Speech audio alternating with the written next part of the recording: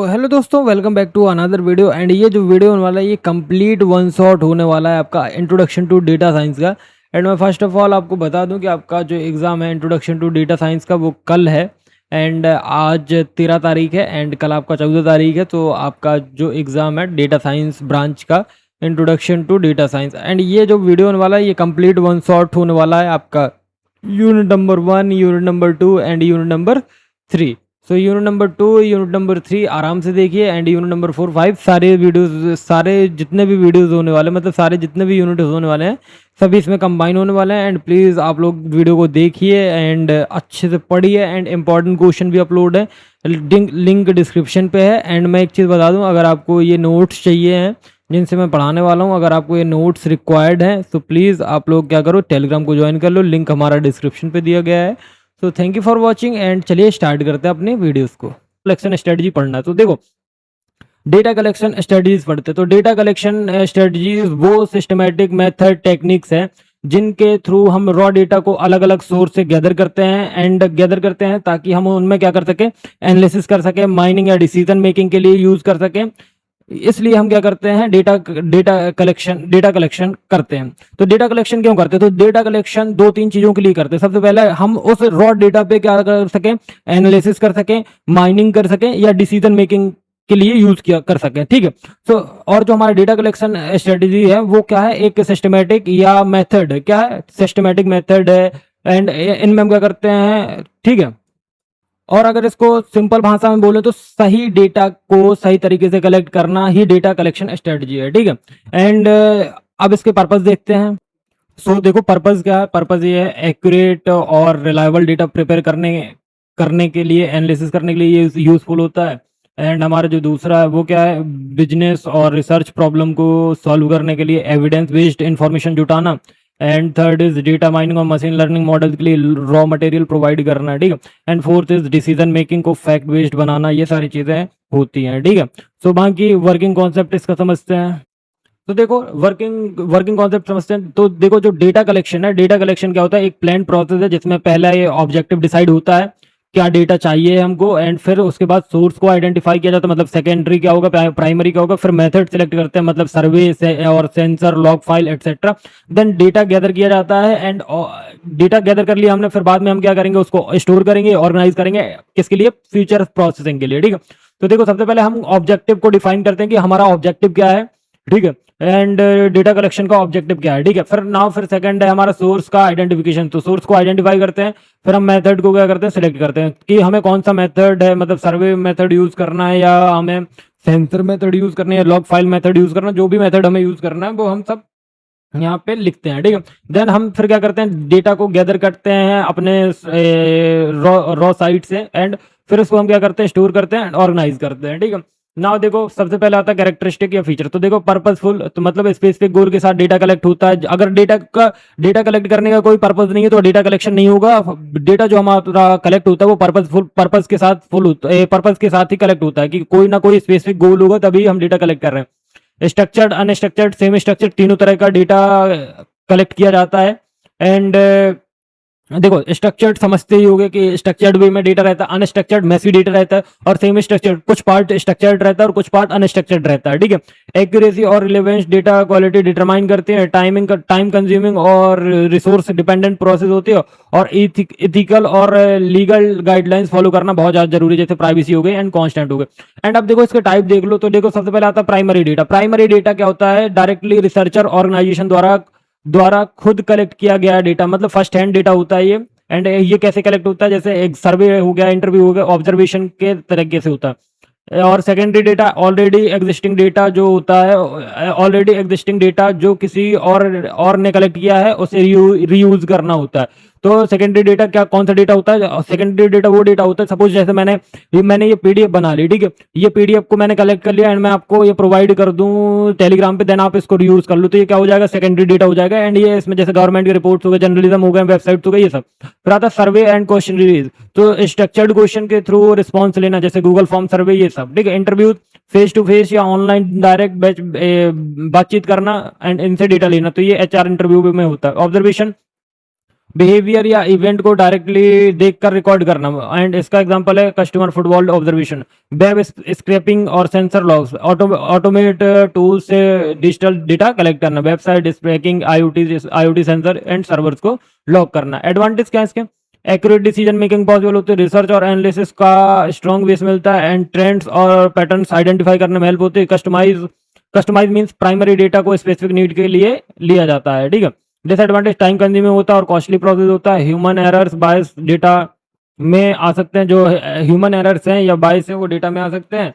And जो हमारा privacy और एथिकल इश्यूज है ये फेस होते हैं, ठीक है। And now secondary data outdated data हो सकता है। एंड एप्लीकेशन देख लो, मार्केट रिसर्च और customer behaviour analysis, health care में पेशेंट रिकॉर्ड्स कलेक्ट करना, एंड गवर्नमेंट सिनेरियोज में पॉलिसी मेकिंग और बिजनेस इंटेलिजेंस और डेटा मेकिंग प्रोजेक्ट। अब आता है डेटा प्री प्रोसेसिंग। तो देखो, डेटा प्री प्रोसेसिंग एक टेक्निक होती है जिसमें हम रॉ डेटा को यूजफुल, क्लीन और एनालिसिस रेडी फॉर्मेट में कन्वर्ट करते हैं।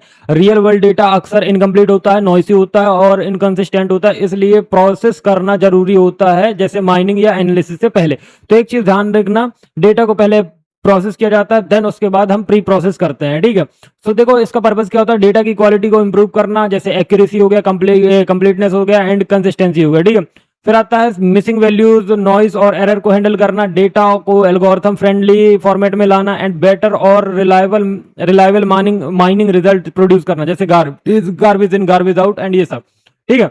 तो देखो वर्किंग समझो, डेटा प्री प्रोसेसिंग एक मल्टी स्टेप पाइपलाइन है जिसमें रॉ डेटा को क्या किया जाता है, रॉ डेटा को मल्टीपल स्टेज से गुजारा जाता है एंड क्लीन किया जाता है, इंटीग्रेशन, ट्रांसफॉर्मेशन, रिडक्शन, डिस्क्रिटाइजेशन, ताकि फाइनल डेटा माइनिंग इजी हो सके, ठीक है। तो देखो डेटा सबसे पहले आता है डेटा क्लीनिंग, मैं साइकिल बता रहा हूँ। डेटा क्लीनिंग के बाद data integration, data transformation and data reduction.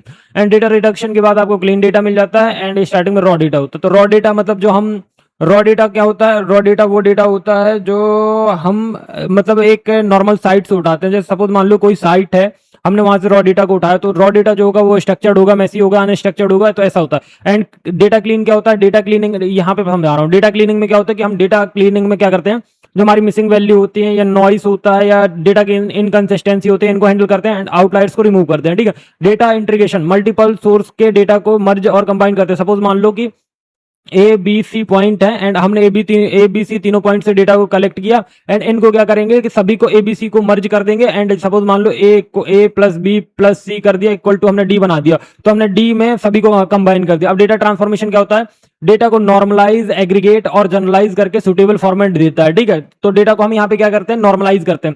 Suppose मान लो डेटा कोई बहुत बड़े हैं, कोई छोटे हैं, तो इन सबको हम क्या करेंगे, नॉर्मलाइज करेंगे, एग्रीगेट करेंगे एंड जनरलाइज करेंगे, ठीक है। फिर डेटा रिडक्शन, डेटा का जो वॉल्यूम होता है, वॉल्यूम कम करते हैं बिना कोई इंफॉर्मेशन लॉस के। सपोज मान लो कि डेटा का जो वॉल्यूम है वो बहुत बड़ा है एंड हमारा डेटा का वॉल्यूम कम करते हैं, लेकिन जो इंफॉर्मेशन होती है, इंफॉर्मेशन 1% लॉस नहीं होती है, ठीक है। डेटा डिस्क्रिटाइजेशन, कंटिन्यूस डेटा को डिस्क्रीट इंटरवल कैटेगरीज में क्या करते हैं, कन्वर्ट करते रहते हैं, ठीक है। कैरेक्टरिस्टिक देखो, तो सबसे ज्यादा टाइम जो होता है 60 to 70% डेटा माइनिंग प्रोजेक्ट में इसी स्टेप्स में लगता है। डेटा प्री प्रोसेसिंग में इटरेटिव प्रोसेस होती है, बार बार रिफाइन होता है, और data quality directly model analysis accuracy को क्या करती है, इफेक्ट करती है, और डोमेन नॉलेज की रिक्वायरमेंट होती है। तब यहाँ पे देखो कंपोनेंट है, टाइप या कंपोनेंट मान लो, तो data cleaning missing value, noise, outliers, inconsistency को हैंडल करता है। डेटा इंटीग्रेशन मल्टीपल सोर्स को के डेटा को मर्ज और कंबाइन करता है। डेटा ट्रांसफॉर्म डेटा को नॉर्मलाइज करता है, एग्रीगेट करता है, जनरलाइज करता है और इनको करके सुटेबल फॉर्मेट में देता है। डेटा रिडक्शन, डेटा का वॉल्यूम कम करता है बिना information loss. Data discretization continuous data को डिस्क्रीट इंटरवल एंड कैटेगरीज में क्या करता है, कन्वर्ट करता है, ठीक है। Now advantage, data mining accuracy बढ़ती है, रिडंडेंसी और इनकंसिस्टेंसी कम होती है, स्टोरेज और प्रोसेसिंग एफिशिएंसी इंप्रूव होती है, बेटर विजुअलाइजेशन और इंटरप्रिटेशन पॉसिबल होता है। डिसएडवांटेज क्या है, बहुत टाइम और कॉन्सेप्चुअल रिसोर्सेज कंज्यूम करता है और कॉम्प्लेक्स और मल्टी स्टेप्स प्रोसेस होती है एंड गलत प्री प्रोसेसिंग से इंपॉर्टेंट डेटा का इंफॉर्मेशन लॉस हो सकता है। एप्लीकेशन, डेटा माइनिंग और machine learning pipeline, business analytics और report system, data warehousing, big data analytics project में काम होता है। तो देखो दो टॉपिक हो गए, data collection strategy and data pre processing strategy. Now data cleaning पढ़ना, तो देखो ध्यान से पढ़ना, ठीक। सो पढ़ना हमको डेटा क्लीनिंग। सो डेटा क्लीनिंग देखो, डेटा क्लीनिंग जो है ये एक प्रोसेस है जिसमें डेटा सेट से मिसिंग वैल्यू, नॉइसी डेटा, आउटलेयर्स और इनकंसिस्टेंसी को क्या किया जाता है, डिटेक्ट करके करेक्ट किया जाता है या तो रिमूव कर दिया। देखो हम एक बात बताते हैं कि अगर आप सपोज मान लो हमारा जो रॉ डेटा है हमने उसको क्या कर लिया, कलेक्ट कर लिया, एंड देन अब हमको उसको क्या करना है, क्लीन करना है। क्लीन मतलब साफ सफाई होता है, आपको पता होगा। तो देखो जो मतलब बट जो डेटा साइंस में क्लीनिंग है वो अलग तरीके से होती है। मतलब हम इसमें missing value, noisy data, outliers जो होती हैं, या इनकंसिस्टेंसीज जो होती हैं डेटा में, उनको हम क्या करते हैं, डिटेक्ट करते हैं। देन हम या तो इन सारी चीजों को हम तो या तो सही करेंगे, या तो हम डायरेक्टली क्या कर देंगे, रिमूव कर देंगे, ताकि डेटा जो है हमारा वो एकदम एक्यूरेट रहे, रिलायबल रहे। ठीक है, तो आई थिंक समझ में आ गया होगा तुमको कि डेटा रिलायबल या डेटा क्या हो, रिलायबल बन सके। ठीक है, पर्पस क्या है, इनकम्प्लीट और इनकरेक्ट डेटा को फिक्स करना। ठीक है, नॉइस और आउटलायर्स को क्या करना, स्मूथ करना है या रिमूव करना है। ठीक है, नाउ थर्ड इज डेटा की कंसिस्टेंसी और रिलायबिलिटी को इंश्योर करना, एनालिसिस, माइनिंग और रिजल्ट को ट्रस्टवर्दी बनाना। ठीक है, नाउ वर्किंग स्टेप्स देख लो। तो डेटा क्लीनिंग में पहले प्रॉब्लम्स को क्या करते हैं, आइडेंटिफाई करते हैं, like missing, noisy, inconsistent data. Then फिर उनको क्या करते हैं, एप्रोप्रिएट टेक्निक से हैंडल किया जाता है। जैसे मिसिंग वैल्यू को मिसिंग वैल्यू है, जैसे सपोज मान लो कोई मिसिंग वैल्यू है, तो हम उसको फिल कर देते हैं। नॉइस को स्मूथ करना या डुप्लीकेट इनकंसिस्टेंट डेटा को रिजॉल्व कर देना। ठीक है, अब एक एक समझो। तो जैसे हमने सपोज अपने डेटा में मिसिंग वैल्यू को आइडेंटिफाई किया, तो या तो हम उनको मीन या मोड से, देखो मीन समझ में आता होगा आपको एंड मोड समझ में आता होगा, तो इतना तो मेरे को मालूम है। ठीक है, तो हम या तो मीन या मोड से हम क्या कर देंगे, डेटा को हम क्या कर देंगे, फिल कर देंगे वो जो मिसिंग वैल्यू, या तो हम इसको इग्नोर कर देंगे। ठीक है, इग्नोर कर देंगे इस रिकॉर्ड को। ठीक है, दो चीजें हैं, या तो तुम उसको ठीक कर दो, फिल कर दो, या तो उसको रिमूव कर दो। ठीक है, नाउ सेकंड इज आइडेंटिफाई करा हमने नॉइसी डेटा, नॉइस हमने आइडेंटिफाई की डेटा में, तो हम या तो बिगनिंग या तो रिग्रेशन का यूज करेंगे, या तो क्लस्टरिंग से उनको स्मूथ कर देंगे। ठीक है, फिर हमारा थर्ड है आइडेंटिफाई किया हमने इनकंसिस्टेंट डेटा। तो इनकंसिस्टेंट डेटा को हमने आइडेंटिफाई किया, तो हमने क्या किया, इसका करेक्शन कर दिया और स्टैंडर्डाइजेशन कर दिया। ठीक है, नाउ फिर हमारा फोर्थ है फाइनल किया हमने, किसको फाइनल किया, क्लीन डेटा सेट को हमने रेडी किया। तो देखो चार चीजें हैं, पहले हमने आइडेंटिफाई किया मिसिंग वैल्यू को, देन हम मिसिंग वैल्यू को फिल करते हैं मीन का यूज करके या तो मोड का यूज करके, और अगर फिल नहीं करते हैं तो हम उनको क्या कर देते हैं, रिमूव कर देते हैं। ठीक है, नाउ अब नेक्स्ट है हमारा क्या, आइडेंटिफाई किया हमने नॉइसी डेटा को, तो हम इनको with the help of regression, bin method या क्लस्टरिंग से सही करते हैं। ठीक है, नाउ आइडेंटिफाई किया हमने इनकंसिस्टेंट डेटा। अब इनकंसिस्टेंट डेटा को कैसे सही करते हैं, या तो उसका स्टैंडर्डाइज करते हैं, या तो हम उसको करेक्ट करते हैं, एंड फाइनल में लास्ट में हमको क्या मिलता है, क्लीन डेटा सेट मिल जाता है। ठीक है, ये इसका प्रोसेस होता है। आई थिंक तुमको क्लियर हो गया होगा। एंड कैरेक्टरिस्टिक क्या है, सबसे इंपॉर्टेंट और most time taking pre processing होती है। ठीक है, डोमेन स्पेसिफिक रूल्स यूज होते हैं, जैसे एज नेगेटिव नहीं हो सकती। ठीक है, और स्टैटिस्टिकल मेथड होते हैं, जैसे मीन मीडियन मोड, एंड ये हेवीली बहुत ज्यादा यूज होते हैं जो मीन मीडियन मोड होते हैं। ठीक है, एंड नाउ एक चीज ध्यान रखना, डेटा क्वालिटी जो होती है, डेटा क्वालिटी को डायरेक्टली इम्प्रूव डेटा जो होता है, डेटा क्वालिटी को डायरेक्टली इंप्रूव करता है। ठीक है, अब एक चीज ध्यान से सुनना कि आप प्रॉब्लम समझो, जैसे सपोज कर लो कि डेटा हमारा मिस है, तो हम क्या करेंगे, इग्नोर कर देंगे टपल को, या तो फिल कर देंगे मैनुअली, जैसे मीन मीडियन मोड से फिल करते हैं, मोस्ट प्रोबेबल वैल्यू यूज करते हैं, जैसे रिग्रेशन डिसीजन ट्री। ठीक है, नाउ अगर नॉइसी डेटा है तो बिनिंग मेथड यूज करते हैं, डेटा को बिन्स में डालकर स्मूथ करना, रिग्रेशन में कर्व फिटिंग करते हैं, क्लस्टरिंग आउटलायर्स डिटेक्ट करते हैं, एंड ह्यूमन इंस्पेक्शन यूज करते हैं। ठीक है, नाउ इनकंसिस्टेंट डेटा में क्या करते हैं कि मैनुअली करेक्शन करते हैं। ठीक है, नॉलेज इंजीनियरिंग टूल का यूज करते हैं, एक्सटर्नल रेफरेंस से वैलिडेट करते हैं। ठीक है, और डुप्लीकेट डेटा एंड जो हमारे डुप्लीकेट रिकॉर्ड्स निकलते हैं हमारे किसमें, डेटा में, तो हम उनको क्या करते हैं, अगर सपोज मान लो हमने डुप्लीकेट रिकॉर्ड को डिटेक्ट कर लिया, ठीक है, हम उनको डायरेक्टली क्या करेंगे, उनको डायरेक्टली रिमूव कर देंगे। ठीक है, हम देखते नहीं है, समझते नहीं है, हम उनको डायरेक्टली क्या करते हैं, रिमूव करते हैं। ठीक है, जो डुप्लीकेट डेटा होते हैं। तो आई थिंक आपको समझ में आ गया होगा। अब आता है एडवांटेज क्या है, डेटा एक्यूरेसी और क्वांटिटी हाई हो जाती है। देखो डेटा की जो एक्यूरेसी है और जो क्वालिटी है डेटा की, वो क्या होती है, हाई हो जाती है after cleaning, better decision making में सपोर्ट करता है, माइनिंग एल्गोरिथम का परफॉर्मेंस इंप्रूव होता है, and duplicate redundant data improve होता है। ठीक है, नाउ सेकंड हमारा क्या है, सेकंड है हमारा बहुत टाइम कंज्यूमिंग और इंटेंसिव होता है, एंड गलत हैंडलिंग से इंपॉर्टेंट डेटा लॉस हो सकता है, लार्ज डेटा सेट्स के लिए कंप्यूटेशनली एक्सपेंसिव है। एंड इसके एप्लीकेशन देखो, हेल्थ केयर रिकॉर्ड क्लीनिंग में यूज होता है, पेशेंट का data bank financing transaction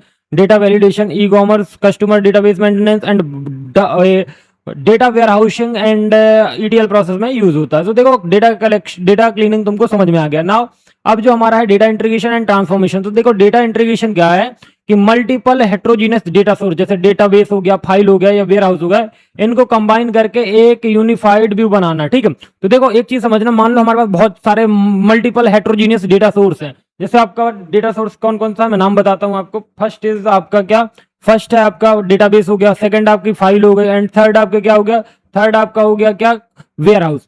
in सबको हमने क्या किया, कंबाइन कर दिया एंड एक यूनिफाइड या कंसिस्टेंट व्यू बना दिया। ठीक है, डेटा ट्रांसफॉर्मेशन, डेटा को एक फॉर्म से दूसरे फॉर्म में कन्वर्ट करना ताकि वो माइनिंग के लिए क्या हो, सुटेबल हो जाए, नॉर्मलाइज, एग्रीगेट एंड जनरलाइज करके। ठीक है, तो डेटा जो है हमारा, जो डेटा है, डेटा कौन सा डेटा जो है, डेटा जो है हमारा, मतलब डेटा जो है, जो हमने रॉ डेटा लिया है उसको एक फॉर्म से दूसरे फॉर्म में कन्वर्ट करना ताकि हम माइनिंग के लिए सुटेबल तरीके से उसको यूज कर सके। जैसे नॉर्मलाइज हो गया, एग्रीगेट हो गया एंड जनरलाइज हो गया, इन सब तरीके से हम क्या करते हैं, डेटा को ट्रांसफॉर्म करते हैं।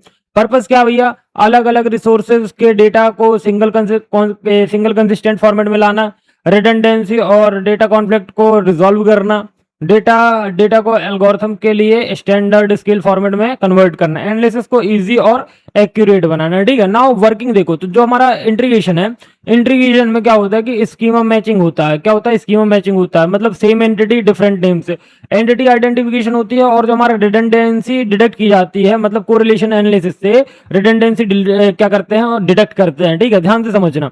एंड ट्रांसफॉर्मेशन में क्या होता है, ट्रांसफॉर्मेशन में ये होता है कि ट्रांसफॉर्मेशन में डेटा को स्मूथिंग, एग्रीगेशन, जनरलाइजेशन, नॉर्मलाइजेशन और एट्रीब्यूट कंस्ट्रक्शन जैसे टेक्निक से प्रोसेस किया जाता है। ठीक है, नाउ देखो हमारे पास सोर्स क्या है, सोर्स ए है, सोर्स ए, सोर्स बी, इंटीग्रेशन और transformation and unified data set. तो ये डीबी हमारा डेटाबेस, फाइल हो गया, मर्ज हो गया, नॉर्मलाइज हो गया एंड डेटा सेट। तो सबसे पहले हमारे पास क्या रहता है, डेटाबेस, देन हमारे पास डेटाबेस में फाइल रहेगी, फाइल को हमने क्या किया, मर्ज किया, नॉर्मलाइज किया एंड यूनिफाइड डेटाबेस में कन्वर्ट कर दिया। ठीक है, एंड कैरेक्टरिस्टिक क्या है, कैरेक्टरिस्टिक समझो। कैरेक्टरिस्टिक है पहला, इंटीग्रेशन मल्टीपल डेटाबेस या वेयर हाउस को एक जगह लाता है। जो हमारा इंटीग्रेशन होता है वो मल्टीपल डेटा सेट्स को या डेटाबेसेस को या वेयर हाउसेस को एक जगह पे कंबाइन करता है। ट्रांसफॉर्म डेटा की स्केल और फॉर्मेट को चेंज करता है, मीनिंग सेम रहता है। कोरिलेशन एनालिसिस से रिडंडेंट एट्रीब्यूट्स डिटेक्ट होते हैं। डेटा का जो सेमेंटिक मीनिंग होता है उसको प्रिजर्व रहता है। ठीक है, नाउ टाइप और कंपोनेंट देख लो। तो फर्स्ट टाइप है एंटिटी आइडेंटिफिकेशन। इसका मतलब क्या होता है कि सेम एंटिटी को अलग सोर्स में अलग नेम से आइडेंटिफाई करना है। ठीक है, रिडंडेंसी क्या होते हैं, सेम एट्रीब्यूट मल्टीपल बार डिफरेंट नेम से आ सकते हैं। देखो सपोज मान लो कि सेम एट्रीब्यूट है, जैसे आयुष है, वो मल्टीपल डिफरेंट नेम से आ सकते हैं। ठीक है, data value conflict, same entity के लिए डिफरेंट सोर्स में डिफरेंट वैल्यू लाना, जैसे वेट इन केजी वर्सेस पाउंड। ठीक है, नाउ अब ट्रांसफॉर्मेशन टेक्निक देखो, स्मूथिंग देखो। स्मूथिंग का मतलब क्या होता है कि नॉइस को रिमूव करना डेटा से, लाइक बिनिंग मेथड यूज करना, या तो क्या करना, या तो देखो सम ध्यान से सुनना हमारी बात कि आपका जो क्या है, स्मूथिंग है। स्मूथिंग में एक चीज ध्यान रखना, नॉइस रिमूव करना डेटा से या विनिंग रिग्रेशन। ठीक है, एग्रीगेशन का डेटा को समराइज करना डेली या मंथली सेल्स के लिए। जनरलाइजेशन में लो लेवल डेटा को हायर कॉन्सेप्ट में कन्वर्ट किया करना, जैसे एज हो गया, ये एज, यंग, एडल्ट और ओल्ड हो गया। ठीक है, नॉर्मलाइज में क्या करते हैं, डेटा को स्पेसिफिक रेंज में क्या करते हैं, स्केल करना, जैसे 0 to 1। Attribute construction, existing attribute से नए यूजफुल डेटा को यूजफुल डेटा को क्या करते हैं, एट्रीब्यूट बनाते हैं। एंड इसके देखो एडवांटेज क्या, कंप्लीट और यूनिफाइड डेटा का व्यू मिलता है एंड डेटा कंपैरिजन और एनालिसिस इजी होता है, एल्गोरिथम परफॉर्मेंस इंप्रूव होती है नॉर्मलाइज डेटा से, एंड रिडंडेंसी डिक्रीज होती है। ठीक है, कम होती है। ठीक है, ना अब बात करते हैं भैया एक चीज कि बताओ अब इसके डिसएडवांटेज क्या है। तो देखो स्कीमा जो है वो कॉन्फ्लिक्ट रिजॉल्व करना कॉम्प्लेक्स होता है एंड मल्टीपल सोर्सेज से इंटीग्रेशन कॉस्टली होता है एंड रॉन्ग ट्रांसफॉर्मेशन से डेटा का जो मीनिंग है वो डिस्ट्रॉट हो सकता है। ठीक है, ना अब देखो एप्लीकेशन समझो। एप्लीकेशन में क्या, डेटा वेयर हाउसिंग, मतलब मल्टीपल ब्रांच डेटा सेट्स को मर्ज करते हैं, एंटरप्राइज सिस्टम में क्रॉस डिपार्टमेंट डेटा मर्ज होता है, एंड मशीन लर्निंग के लिए feature scaling and normalize use होता है, एंड बिजनेस रिपोर्टिंग डैशबोर्ड के लिए हम क्या करते हैं, काम करते हैं। ठीक है ना, ये जो आपके एप्लीकेशन थे, ये किसके थे, डेटा इंटीग्रेशन एंड ट्रांसफॉर्मेशन के थे। ठीक है ना, एक चीज ध्यान रखिएगा, अभी तक हमने कितना पढ़ लिया है, अभी तक हमने शायद 4 टॉपिक्स पढ़ लिए हैं ऑलरेडी, हम अच्छे से मालूम है हमको। तो फर्स्ट टॉपिक आपको आई थिंक याद होगा, अगर नहीं याद होता तो मैं बता देता हूँ। फर्स्ट टॉपिक हमारा डेटा कलेक्शन के ऊपर था। ठीक, तो देखो डेटा क्लीनिंग तुमको डेटा कलेक्शन समझ में आ गया होगा कि रॉ साइट से डेटा को कलेक्ट करना, देन डेटा को क्या करना, प्रोसेस करना। ठीक है, डेटा प्री प्रोसेसिंग समझ में आ गई होगी, डेटा कलेक्शन समझ में आ गया, डेटा प्री प्रोसेसिंग आ गया, डेटा क्लीनिंग आ गया, डेटा इंटीग्रेशन एंड ट्रांसफॉर्मेशन समझ में आ गया। एंड अब बात करने हमें डेटा रिडक्शन की। तो data reduction and data transformation 2 चीजें बची हैं।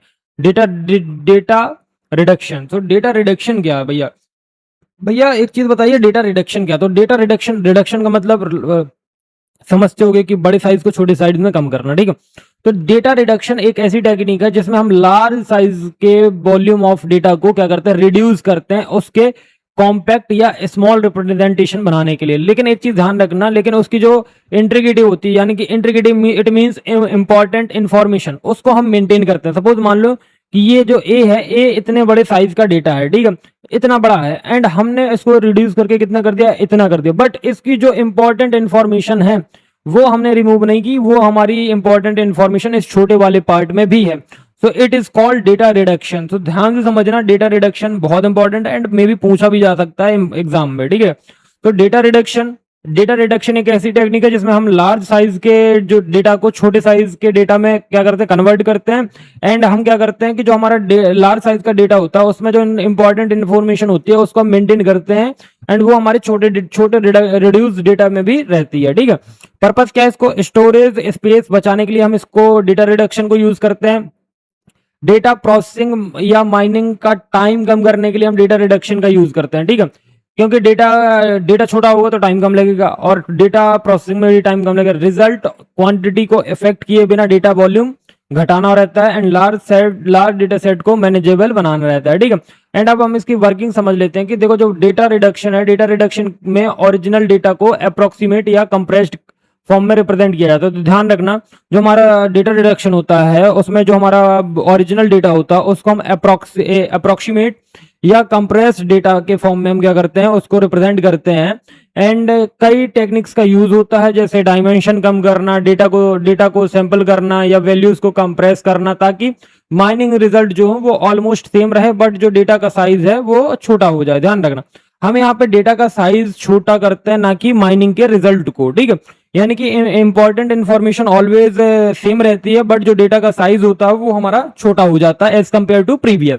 तो देखो लार्ज डेटा सेट है, यहाँ पे हाई वॉल्यूम है, हमने क्या किया, रिडक्शन टेक्निक को अप्लाई किया, तो हमारा जो रिड्यूस डेटा है वो सेम आ गया, सेम इन्फॉर्मेशन के साथ। ठीक है, मान लो देखो अभी एक चीज समझना कि बड़ा डेटा यहाँ पे है, बड़े डेटा को हमने रिडक्शन टेक्निक अप्लाई की तो छोटे डेटा सेट पे आ गया, बट जो इसकी इंपॉर्टेंट इन्फॉर्मेशन है वो यहाँ पे सेम है। ठीक है, नाउ कैरेक्टरिस्टिक देखो, कैरेक्टरिस्टिक में क्या है कि ओरिजिनल डेटा से मिलता जुलता रिजल्ट देता है, साइज छोटा होता है, बट इंफॉर्मेशन बिल्कुल नहीं रिड्यूस करता, माइनिंग इफिशियंसी बढ़ाता है, एंड इंफॉर्मेशन लॉस मिनिमम रहने की कोशिश करता है। ठीक है, एंड मल्टीपल स्ट्रेटजीज कंबाइन की जा सकती है। ठीक है, नाउ टाइप देखो, टाइप पहला क्या है कि सबसे पहला टाइप है हमारा, या टेक्निक बोल सकते हो, डायमेंशनलिटी रिडक्शन। मतलब यहाँ पे जो होता है, एट्रीब्यूट हो या फीचर हो, एट्रीब्यूट फीचर की नंबर कम करना, जैसे पीसीए प्रिंसिपल कंपोनेंट एनालिसिस या वेटलेट ट्रांसफॉर्म। ठीक है, फिर आता है न्यूमेरिसिटी रिडक्शन, मतलब डेटा को छोटे रिप्रेजेंटेटिव मॉडल सैंपल से रिप्लेस करना, रिग्रेशन,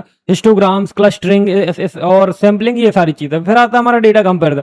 डेटा कंपैरिजन में क्या होता है कि देखो डेटा कंपैरिजन में 2 चीजें होती है कि इनकोडिंग टेक्निक से डेटा का साइज कम करते हैं, मतलब लॉसी डेटा या लॉसलेस कंपैरिजन से। ठीक है, फिर डेटा क्यूब एग्रीगेशन, डेटा को multiple levels of summary aggregation में स्टोर किया जाता है। ठीक है, नाउ एट्रीब्यूट सबसेट सिलेक्शन, मतलब इररिलेवेंट रिडंडेंट एट्रीब्यूट्स को हम क्या करते हैं, रिमूव करना। ठीक है, now discretization and concept hierarchy, it means concept data जो होता है उसको कैटेगरीज में क्या करते हैं, रिड्यूस करते हैं। इसके एडवांटेज क्या है, स्टोरेज का कॉस्ट कम होता है, प्रोसेसिंग और माइनिंग स्पीड फास्ट हो जाती है, विजुअलाइजेशन ईजी हो जाता है, कम डायमेंशन में। एंड जो हमारा नॉइस है, नॉइस जो है, नॉइस और रिडंडेंट फीचर भी क्या हो जाते हैं, कम हो जाते हैं। ठीक है, नाउ अब देखो इसके डिसएडवांटेज का, कुछ इंफॉर्मेशन लॉस हो सकती है, गलत टेक्निक से एक्यूरेसी पे इफेक्ट हो सकता है, और selecting right reduction method complex हो सकता है। ठीक है, नाउ देखो एप्लीकेशन है बिग डेटा एनालिटिक्स, मतलब लार्ज डेटा सेट को मैनेजेबल बनाने के लिए image processing like comparison, feature selection in machine learning models, data warehousing और ओएलएपी सिस्टम। तो ये तुम्हारा क्या हो गया, ये हो गया तुम्हारा डेटा रिडक्शन। तो नाउ लास्ट टॉपिक है तुम्हारे यूनिट नंबर 2 का डेटा डिस्क्रिटाइजेशन। तो डिस्क्रिटाइजेशन एक प्रोसेस है जिसमें कंटिन्यूअस या न्यूमेरिक एट्रीब्यूट को क्या किया जाता है, डिस्क्रीट इंटरवल या कैटेगरीज में लेवल किया जाता है एंड इनको कन्वर्ट किया जाता है, ताकि जो डेटा एनालाइज है, ताकि डेटा को जो हम एनालाइज कर रहे हैं वो एनालाइज करना क्या हो जाए, आसान हो जाए। तो ध्यान समझना, डेटा डिस्क्रिटाइजेशन एक प्रोसेस होता है जिसमें हम कंटिन्यूअस न्यूमेरिक एट्रीब्यूट्स को क्या करते हैं, डिस्क्रीट इंटरवल में कैटेगराइज करते हैं एंड उनको कन्वर्ट करते हैं, ताकि जो हमारा डेटा एनालाइज है, डेटा एनालाइज का जो काम है वो क्या हो जाए, थोड़ा सा आसान हो जाए। पर्पस क्या है, पर्पस है कंटिन्यूअस डेटा को सिंपल कैटेगरीज में कन्वर्ट करना। सेकंड है कुछ माइनिंग एल्गोरिथम सिर्फ कैटेगोरिकल डेटा एक्सेप्ट करते हैं, उनके लिए डेटा को प्रिपेयर करना, डेटा को easily interpretable banana and concept hierarchy generate करके मल्टीपल लेवल्स में एनालिसिस पॉसिबल बनाना। ठीक है, तो ये 4 पर्पस हैं हमारे डेटा डिस्क्रिटाइजेशन के। सो नाउ वर्किंग क्या है, डेटा डिस्क्रिटाइजेशन में कंटिन्यूअस एट्रीब्यूट की रेंज जो होती है वो छोटे छोटे इंटरवल्स में डिवाइड किया जाता है, और हर इंटरवल को एक लेवल या कैटेगरी दिया जाता है। ये जो होता है ये सुपरवाइज्ड मतलब सुपरवाइज्ड या अनसुपरवाइज्ड तरीके से हो सकते हैं। तो सुपरवाइज्ड में क्या होता है, लेवल का नाम रहता है, अनसुपरवाइज्ड में लेवल का नाम नहीं रहता है। तो देखो कंटिन्यूअस डेटा है 0 से लेके 100 तक, एंड यहाँ पे डिवाइड किया हमने किसको, इंटरवल्स में हमने असाइन कर दिया लेवल, जैसे चाइल्ड हो गया, सीनियर हो गया, एडल्ट हो गया। ठीक है, नाउ अब बात करते हैं हम कैरेक्टरिस्टिक की। तो कैरेक्टरिस्टिक देखो, तो कंटिन्यूअस डेटा को डिस्क्रीट या कैटेगोरिकल में डिवाइड करते हैं, कैटेगोरिकल डेटा में कन्वर्ट करते हैं, डेटा की इंटरप्रेटेबिलिटी और रीडेबिलिटी को इंप्रूव करते हैं, कॉन्सेप्ट हायरार्की के साथ क्लोजली रिलेटेड रहता है, एंड डेटा रिडक्शन का भी एक फॉर्म माना जा सकता है। ठीक है, डेटा रिडक्शन का भी एक फॉर्म माना जाता है। ठीक है, अब इसके देखो जो मेथड है, तो मेथड है पहला हमारा बिनिंग मेथड। तो बिनिंग मेथड में क्या होता है कि डेटा को इक्वल बिट्स या इक्वल फ्रीक्वेंसी बिन में डिवाइड किया जाता है। हिस्टोग्राम एनालिसिस, डेटा डिस्ट्रीब्यूशन को हिस्टोग्राम से डिवाइड करके इंटरवल बनाना। क्लस्टर एनालिसिस मतलब क्लस्टरिंग एल्गोरिथम से सिमिलर वैल्यूज को ग्रुप करके डिस्क्रिटाइज करना। एंट्रोपी बेस्ड सुपरवाइज्ड मतलब क्लास लेवल इंफॉर्मेशन यूज करके बेस्ट स्प्लिट पॉइंट फाइंड करना। कॉन्सेप्ट हायरार्की, एट्रीब्यूट को मल्टीपल एब्स्ट्रैक्शन लेवल्स में ऑर्गेनाइज करना, ताकि जैसे सिटी हो गया, स्टेट हो गया एंड कंट्री हो गया। एंड नाउ इसके डिसएडवांटेज देखो, डेटा को समझना आसान हो जाता है, क्लासिफिकेशन एल्गोरिथम्स की एफिशिएंसी बढ़ती है, नॉइस और माइनर वाइब्रेशन रिड्यूस होता है, एंड कॉन्सेप्ट हायरार्की से मल्टीपल लेवल माइनिंग्स पॉसिबल होती है। डिसएडवांटेज क्या, प्रिसीजन डिटेल इन्फॉर्मेशन लॉस हो सकता है, एंड गलत बिन साइज से मिसलीडिंग रिजल्ट आ सकते हैं, and based discretization method choose करना मुश्किल हो जाता है। एंड कुछ इसके एप्लीकेशन है, क्लासिफिकेशन एल्गोरिथम जैसे डिसीजन ट्री, जैसे ID3 C4.5, association rule, mining, data summarization और विजुअलाइजेशन, एज, इनकम, सैलरी जैसे कंटिन्यूअस डेटा को कैटेगराइज करना क्या होता है, कैटेगराइज करना होता है रिपोर्ट्स में। तो ये यहाँ पे तुम्हारा जो यूनिट नंबर 2 है ये यहाँ पे फिनिश होता है। एंड देखो हमको 6 टॉपिक पढ़ने थे, एंड हमने 6 टॉपिक पढ़ लिया है। आपके मतलब जो आपका क्वेश्चन मतलब सिलेबस में है, first is data collection strategy, data preparation, data preprocessing, data cleaning, data integration and transformation, data reduction, data discretization. ठीक है, थर्ड पढ़ने वाले हैं अपन, तो प्लीज ध्यान से पढ़िएगा। तो यहाँ पे सबसे पहले हमें पढ़ना descriptive statistic, mean and standard deviation. ठीक है, तो देखो जो डिस्क्रिप्टिव स्टैटिस्टिक होता है वो एक स्टैटिस्टिकल मेथड होता है जो डेटा को क्या करता है, समराइज करता है और डिस्क्राइब करता है। जैसे सिंपल नंबर्स या चार्ट के थ्रू ये क्या करेगा, इनको समराइज करेगा और डिस्क्राइब करेगा बिना कोई कंक्लूजन या प्रेडिक्शन निकाले। जो होता है, मीन डेटा के सभी वैल्यूज का एवरेज वैल्यू होता है। और स्टैंडर्ड डेविएशन क्या बताता है, स्टैंडर्ड डेविएशन ये बताता है कि जो हमारा डेटा होता है मीन से कितना डेविएट हुआ है। तो देखो मीन निकालने का तुमको फॉर्मूला पता ही होगा, sum of all observation upon number of observation. ठीक है, ये तो फॉर्मूला मालूम होगा। एंड आपको स्टैंडर्ड डेविएशन भी निकालना आता होगा। ठीक है, तो एक चीज ध्यान रखना, स्टैंडर्ड डेविएशन कैसे निकालते हैं, तो sigma is equal to root bracket summation x minus x bar का होल स्क्वायर बाई n। तो ये है आपका स्टैंडर्ड डेविएशन को। तो ध्यान सुनना, इसका पर्पस क्या है, डेटा को एक क्विक समरी देना ताकि पूरा डेटा सेट पढ़े बिना यू पढ़े बिना उसका आइडिया हमको मिल जाए, ठीक है। सेंट्रल टेंडेंसी डेटा कहाँ कहाँ कॉन्सेंट्रेट है ये समझना, जैसे या मीन का काम है, यहाँ पे मीन यूज होगा या मोड यूज होगा या स्टैंडर्ड डेविएशन होगा, ये सब क्या है, ये हमें समझना पड़ेगा कि ये जो हमारा डेटा है, डेटा में सेंट्रल टेंडेंसी में कौन सी चीज कहाँ पे यूज होगी, ठीक है। डेटा की वेरिएबिलिटी स्प्रेड समझना, ये स्टैंडर्ड डेविएशन का काम होता है। एंड फ्यूचर एनालिसिस जैसे हाइपोथेसिस टेस्टिंग या एमएल के लिए ये सब चीज क्या करना, बेस तैयार करना। अब देखो फॉर्मूला समझ लो, तो देखो मैंने तुमको फॉर्मूला बता दिया, सिग्मा एक्स अपॉन एन, सभी वैल्यूज का sum divide by total count n से, ठीक है। स्टैंडर्ड डेविएशन का फॉर्मूला ये है, ठीक है। इसका वर्किंग क्या है, पहले मीन निकालते हैं, फिर बाद में वैल्यू का जो मीन होता है, मीन से क्या निकालते हैं, डिफरेंस निकालते हैं, एंड उसे क्या करते हैं, स्क्वायर कर देते हैं, फिर उसका एवरेज लेते हैं। देन हम क्या करते हैं, एवरेज ले लिया हमने, तो हमने क्या निकाल लिया, उसका स्क्वायर रूट निकाल लिया। Square root it mean standard deviation देता है, एंड छोटा standard deviation equal to data mean के क्लोज है, एंड बड़ा स्टैंडर्ड डेविएशन मतलब डेटा क्या है, ज्यादा स्प्रेड आउट हुआ है, ठीक है। नाउ डायग्राम से समझते हैं। तो देखो ये है हमारा मीन और स्टैंडर्ड डेविएशन का एक नॉर्मल सा डिस्ट्रीब्यूशन, ठीक है। ये यहाँ पे हमारा जो वन स्टैंडर्ड डेविएशन है, ठीक है। तो यहाँ पे जो नॉर्मल डिस्ट्रीब्यूशन कर्व है वो मीन जो है हमारा सेंटर पे है, और स्टैंडर्ड डेविएशन कहाँ है, स्टैंडर्ड डेविएशन हमारा स्प्रेड दिख रहा है, ठीक है। ये हमारा मीन है, ठीक है। मीन हमारा कहाँ पे, सेंटर पे है, ठीक है। तो नाउ इतना तुमको क्लियर समझ में आ गया होगा। तो देखो कैरेक्टरिस्टिक समझ लो कि जो मीन है, मीन एक सिंगल रिप्रेजेंटेटिव वैल्यू देता है जो पूरे डेटा सेट का होता है, and standard deviation non negative होता है, 0 या उससे ज्यादा। मीन आउटलायर से इजीली अफेक्टेड होता है, जैसे सेंसिटिव हो गया। स्टैंडर्ड डेविएशन यूनिट में होता है जितना ओरिजिनल डेटा में होता है, मतलब वेरिएंस जो होता है स्क्वायर यूनिट में होता है, ठीक है। नाउ टाइप देख लो, टाइप क्या है इसके, type of mean arithmetic mean होता है, जियोमेट्रिक मीन होता है, एंड हार्मोनिक मीन होता है। देखो भैया तुमको मैं ये चीजें पढ़ाने वाला हूँ, बट मैं इनके तुमको न्यूमेरिकल नहीं कराने वाला हूँ, एंड न्यूमेरिकल नहीं पूछे जाते, ध्यान से समझना, ठीक है। तुमको थ्योरेटिकल ही आएगा, ठीक है। Related measure of central tendency, median and mode, ठीक है। बट तुम इनके फॉर्मूले याद कर लेना, तो ताकि तुमको पेज भरने में आसानी होती, ठीक है। रिलेटेड मेजर्स ऑफ स्प्रेड जैसे रेंज हो गया, वेरिएंस हो गया, एंड इंटरक्वार्टाइल रेंज हो गया, IQR, ठीक है। नाउ एडवांटेज क्या है, कैलकुलेट करना इजी है और समझाना भी सिंपल है, ठीक है। पूरे डेटा सेट एक नंबर पर समराइज हो जाता है like mean. Standard deviation data की कंसिस्टेंसी, रिलायबिलिटी और जज करने में क्या होता है, हेल्प होता है। फिर आता है डिसएडवांटेज में क्या, मीन जो होता है वो आउटलायर होता है और ये एक्सट्रीम वैल्यू से डिस्टॉर्ट हो जाता है, एंड स्टैंडर्ड डेविएशन कैलकुलेशन थोड़ा कॉम्प्लेक्स होता है, एंड लार्ज डेटा सेट के लिए क्या होता है, मैनुअली होता है, सिर्फ न्यूमेरिक डेटा पे अप्लाई होता है, एंड कैटेगोरिकल डेटा पे अप्लाई नहीं होता। ध्यान से समझना, जो कैटेगोरिकल डेटा होता है उस पे अप्लाई नहीं होता, एंड सिर्फ न्यूमेरिकल डेटा पे अप्लाई होता है। एप्लीकेशन क्या है, स्टूडेंट का एवरेज निकालना, और स्टॉक मार्केट में रिटर्न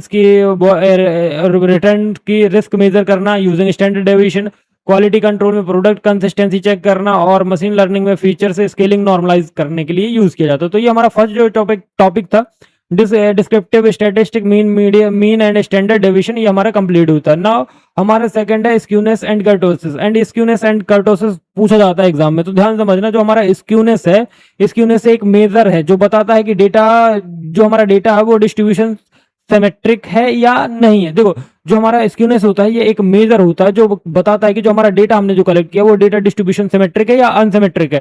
यही डेटा कर्व किस डायरेक्शन में टिल्ट करेगा, मतलब झुका हुआ रहता है या नहीं रहता है।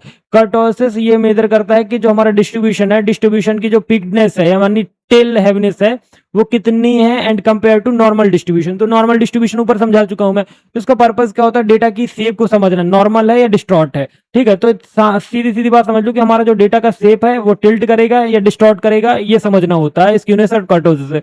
आउटलायर्स या एक्सट्रीम वैल्यू का इफेक्ट डिटेक्ट करना, ये डिस्ट्रीब्यूशन पे होता है। स्टेटिस्टिकल मोड, जैसे आप जो नॉर्मेलिटी अज्यूम करते हो उसके लिए हम क्या करते हैं, डेटा को चेक करते हैं, ठीक है। अब देखो मैं एक चीज बता दूं, अब तुम देखो ये जो है ये लेफ्ट स्क्यूड है, मतलब लेफ्ट स्क्यू है तो ये लेफ्ट है, एंड ये बिल्कुल एकदम टिल्ट नहीं है तो ये सिमेट्रिक है, तो ये क्या है, जीरो स्क्यू। एंड ये देखो ये राइट साइड को टिल्ट है तो ये पॉजिटिव स्क्यू हो गया। तो आई थिंक तुमको नेगेटिव स्क्यू, सिमेट्रिक और पॉजिटिव स्क्यू के डिस्ट्रीब्यूशन तुमको समझ में आ गया। अब देखो वर्किंग देखो स्क्यूनेस के, स्क्यूनेस में मान लो कि अगर जो हमारा मीन है, मीन ग्रेटर देन मीडियन है, मीडियन ग्रेटर देन मोड है, तो जो डिस्ट्रीब्यूशन होगा वो पॉजिटिवली स्क्यूड होगा, मतलब राइट टेल लंबी होगी। तो देखो ये राइट टेल लंबी है, इसका मतलब क्या है कि जो मीन है वो ग्रेटर है मीडियम से, और मीडियन जो ग्रेटर है वो है मोड से, तो ये क्या है, पॉजिटिवली स्क्यूड है, ठीक है। अगर मान लो mean less than median less than mode है तो नेगेटिवली है, तो ये यहाँ पे क्या है, हमारा जो मीन है लेस देन मीडियन है एंड लेस देन मोड है, ठीक है। तो यहाँ पे क्या है कि जो टेल है हमारी लंबी है तो ये हमारा क्या होगा, नेगेटिवली स्क्यूड होगा, ठीक है। अगर मान लो मीडियन बराबर मोड है, मोड बराबर मीन बराबर मोड मीडियन है, मीडियन बराबर मोड है, तो जो डिस्ट्रीब्यूशन होगा वो सिमेट्रिक होती है, मतलब जीरो स्क्यूनेस, ठीक है। अब कर्टोसिस की बात करते हैं। कर्टोसिस में क्या होता है कि नॉर्मल डिस्ट्रीब्यूशन का जो कर्टोसिस वैल्यू होता है वो 3 होता है, इसको मोसोकर्टिक कहते हैं। एंड अगर kurtosis less than greater than 3 है तो कर्व ज्यादा पिक्ड पे होता है, यानी हेविली लेपोक्यूरेटिक। और अगर कर्टोसिस लेस देन 3 है तो कर्व फ्लैट होती है विथ लाइट टेल, ठीक है। तो देखो एक चीज ध्यान से समझना कि ये जो हम पहले हम ब्लैक वाले को देखेंगे। जो ब्लैक वाला है ये नॉर्मल आपका कर्टोसिस होता है, एंड जो रेड वाला है वो पीक्ड कर्टोसिस है, एंड जो हमारा ब्लू वाला है ये फ्लैट कर्टोसिस है। So I think kurtosis and skewness के ग्राफ तुमको समझ में आ गए होंगे, ठीक है। कैरेक्टरिस्टिक क्या है, स्क्यूनेस की वैल्यू जो होती है, स्क्यूनेस की वैल्यू 0 के अराउंड हो तो डेटा क्या होता है, सिमेट्रिक माना जाता है, और 0 के अराउंड ना हो तो अनसिमेट्रिक माना जाता है। और पॉजिटिव स्क्यूनेस में जो टेल राइट साइड लंबी होती है वो हाई आउटलायर्स पे होती है। निगेटिव साइड पे जो स्क्यूनेस में टेल लेफ्ट साइड लंबी होती है वो लो आउटलायर्स पे होती है, एंड यहाँ पे हाई आउटलायर्स एंड ये लो आउटलायर। कर्टोसिस डिस्ट्रीब्यूशन के टेल और पीक की शार्पनेस बताता है। क्या बताता है, टेल जो होता है वो टेल और पीक की क्या बताता है, शार्पनेस बताता है। स्क्यूनेस के टाइप कितने होते हैं, पॉजिटिव, नेगेटिव और जीरो। जीरो यानी जीरो स्क्यूनेस मतलब सिमेट्रिक। कर्टोसिस में मेसोक्यूरेटिक मतलब नॉर्मल के बराबर 3, लिपोक्यूरेटिक के ग्रेटर देन 3 पीक्ड होता है, एंड फ्लैटी क्यूरेटिक के लेस देन 3 फ्लैट होता है। इसके एडवांटेज क्या है, डेटा डिस्ट्रीब्यूशन की शेप जल्दी समझ आ जाती है बिना ग्राफ बनाए ही भी, और आउटलायर और एनोमली डिटेक्ट करना इजी हो जाता है, एंड ये यूजफुल भी होता है। करेक्ट और स्टैटिस्टिकल टेस्ट यूज करने में हेल्प करता है, पैरामेट्रिक वर्सेस नॉन पैरामेट्रिक, ठीक है। डिसएडवांटेज का सिर्फ न्यूमेरिक इंटरप्रिटेशंस देते हैं, विजुअल इंसाइट्स उतना नहीं जितना बॉक्स प्लॉट या हिस्टोग्राम देता है, ठीक है। और small sample size skewness kurtosis value को मिसलीड हो सकती है, ठीक है ना।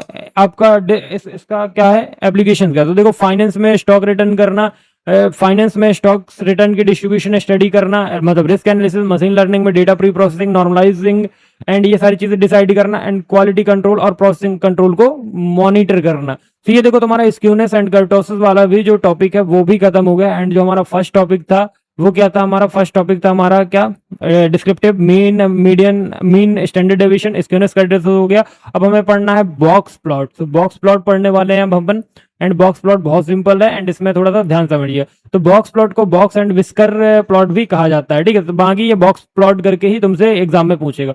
तो बॉक्स प्लॉट जो है एक ग्राफिकल रिप्रेजेंटेशन होता है जो डेटा के 5 नंबर समरी, मतलब minimum, first quartile, second quartile या थर्ड क्वार्टाइल एंड मैक्सिमम दिखाता है, ठीक है। तो देखो जो हमारा मिनिमम है, मिनिमम वैल्यू हो गई, फिर क्वार्टाइल फर्स्ट मतलब 25%, मीडियन में आता है क्वार्टाइल सेकंड, क्वार्टाइल थर्ड में आता है 75% और मैक्सिमम दिखाता है। इससे डेटा की क्या होता है, डेटा जो होता है वो स्प्रेड होता है और आउटलायर्स एक नजर में दिख जाते हैं। इसका पर्पस क्या होता है, डेटा की डिस्ट्रीब्यूशन हो गई, और स्प्रेड और सिमेट्री को विजुअल रिप्रेजेंटेशन देना, और आउटलायर्स को इजीली आइडेंटिफाई करना, और मल्टी ग्रुप्स डेटा सेट को साइड बाय साइड क्या करना, कंपेयर करना। तो एक चीज ध्यान से सुनना, ये तुम्हारा एक बॉक्स प्लॉट का डायग्राम है। यहाँ पे तुम्हारा देखो ये जो बॉक्स बना हुआ ना, ये जो बॉक्स है, ये रुक जाओ मैं एक बार बना लेता हूँ। ये बॉक्स बहुत ज्यादा हो गया क्या, रुक जाओ एक सेकंड देना, मैं तुमको बहुत अच्छे तरीके से समझाने वाला हूँ, एंड प्लीज एक सेकंड थोड़ा सा, ये मेरा डायग्राम बस बन जाए, थोड़ा सा सीधा हो जा, सीधा हो जा, सीधा हो जा, हाँ ठीक है। तो ये अब ध्यान समझना, ये वाला जो पार्ट है ये तुम्हारा क्या होगा, क्वार्टाइल 1 होता है, एंड ये वाला जो पार्ट होता है ये क्वार्टाइल 3 होता है, एंड बीच वाला जो पार्ट होगा वो तुम्हारा क्या होगा, मीडियन होगा, एंड ये वाला पार्ट होता है मिनिमम, ये वाला पार्ट होता है मैक्सिमम। डायग्राम खत्म, इतना ही है डायग्राम, ठीक है। तो डेटा को सॉर्ट करके क्वार्टाइल निकाला जाता है, ये आपका 25% होता है, ठीक है। मीडियन जो होता है वो 50% पे होता है, एंड थर्ड क्वार्टाइल 75% पे होता है, ठीक है। Q1 से Q3 तक बनाता है, इसको इंटर क्वार्टाइल रेंज IQR कहते हैं। ये जो हमारा पूरा होता है इसको हम क्या बोलते हैं, IQR बोलते हैं।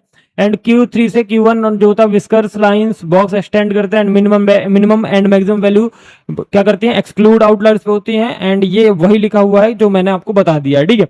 नाउ तुमको डायग्राम समझ में आ गया तो डायग्राम से तुम अपना एक्सप्लेनेशन लिख सकते हो, ठीक है।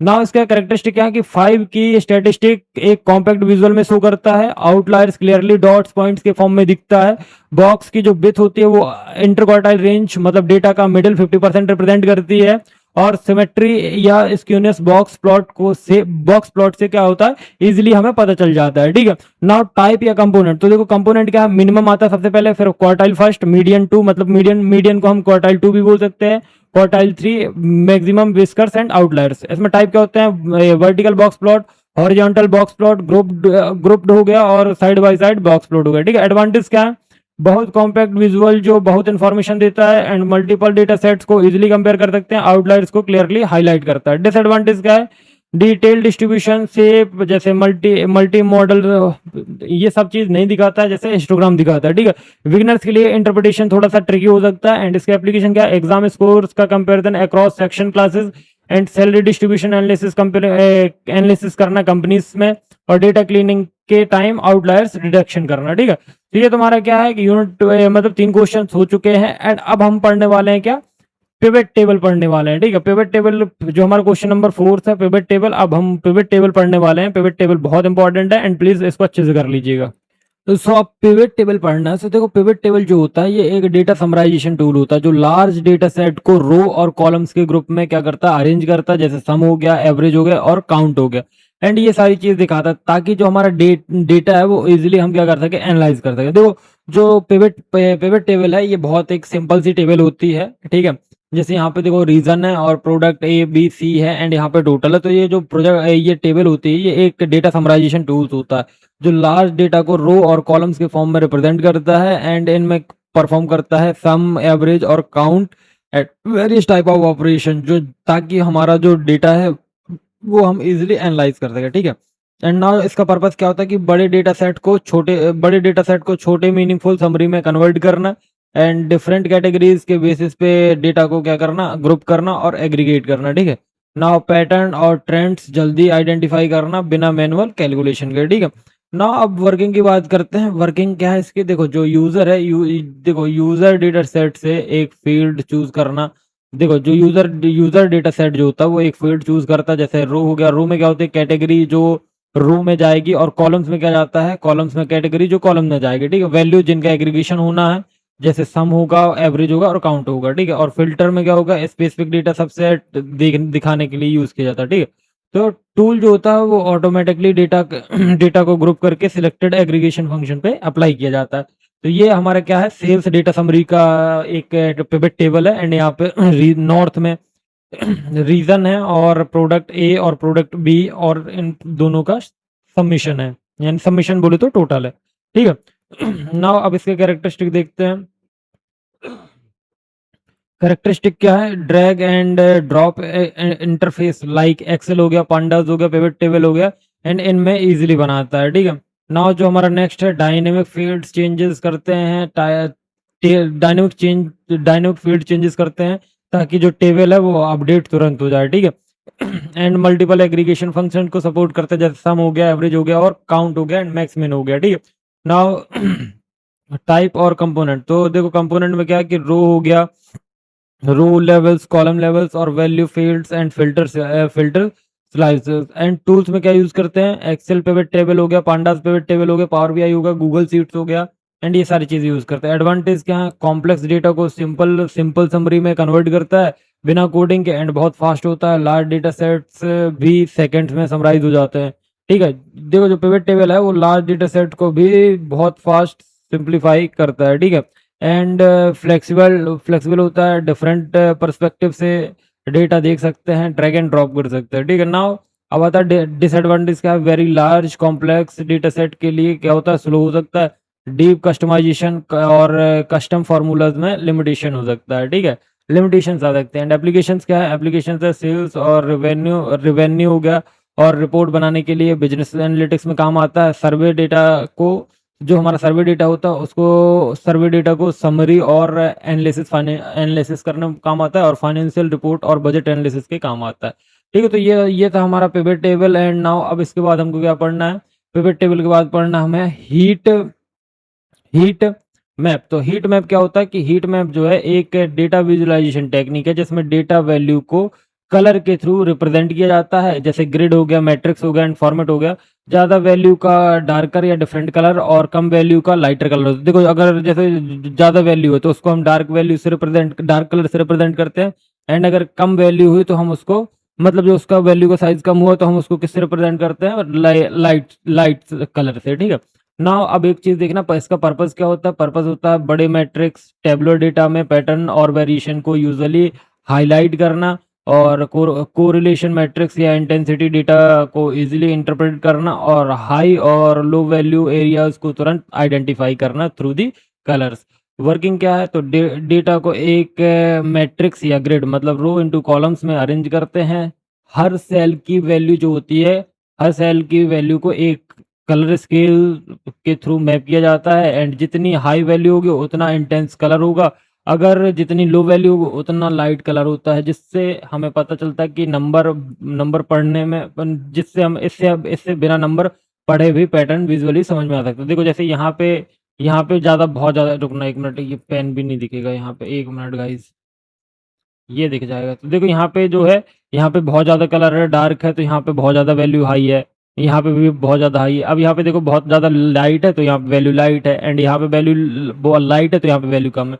तो ऐसे ना अब हम बात करते हैं कैरेक्टरिस्टिक की। तो कैरेक्टरिस्टिक क्या है, कलर ग्रेडियंट के थ्रू डेटा इंटेंसिटी शो करता है एंड लार्ज मैट्रिक्स डेटा जैसे कोरिलेशन मैट्रिक्स को कॉम्पैक्ट फॉर्म में दिखाता है एंड पैटर्न क्लस्टर और एनोमलीज विजुअली विजुअली तुरंत दिख जाते हैं, ठीक है।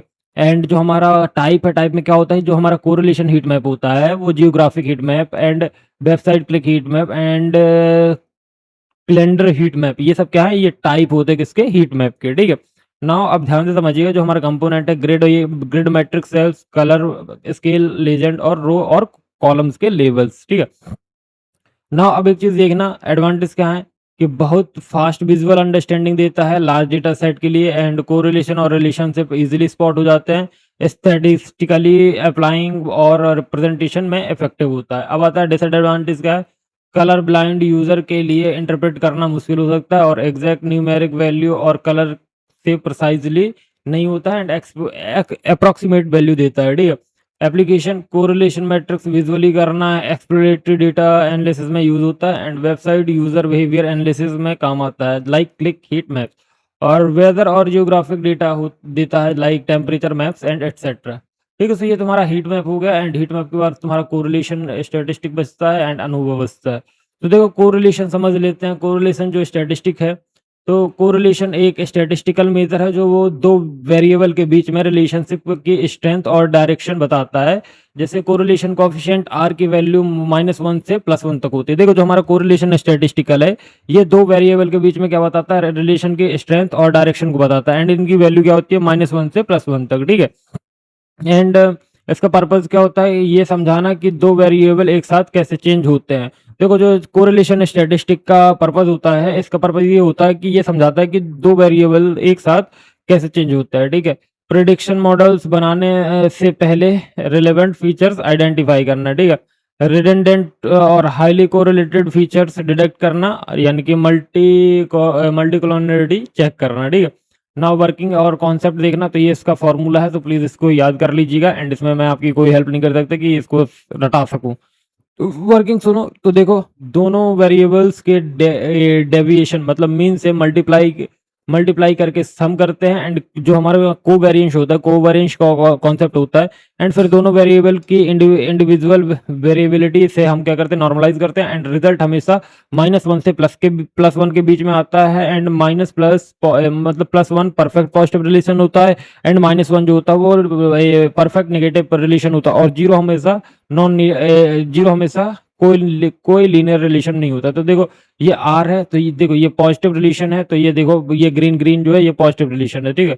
एंड जो हमारा येलो में है, मतलब सॉरी येलो नहीं, ये मतलब रेड में है, वो हमारा क्या है, नेगेटिव रिलेशन है एंड जो हमारा ये थोड़ा सा बिखरे बिखरे हुए हैं स्पॉट्स, ये हमारा नो कोरिलेशन, यहाँ पे कोई कोरिलेशन नहीं।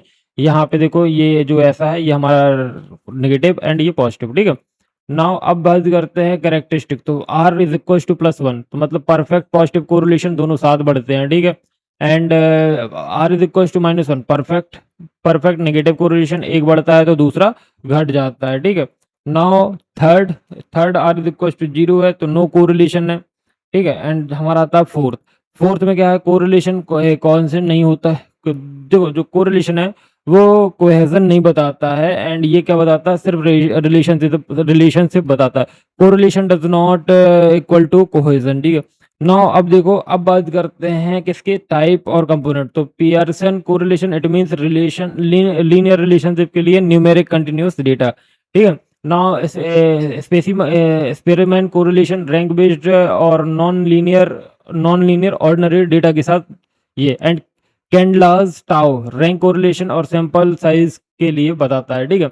एंड बाकी अब इसके एडवांटेज देखते हैं, तो एडवांटेज क्या है, इसके एडवांटेज हैं कि वेरिएबल जो होता है, वेरिएबल के बीच रिलेशनशिप जल्दी जल्दी क्वांटिफाई हो जाता है एंड फीचर सिलेक्शन और डेटा अंडरस्टैंडिंग में बहुत ज़्यादा हेल्पफुल होता है, ठीक है।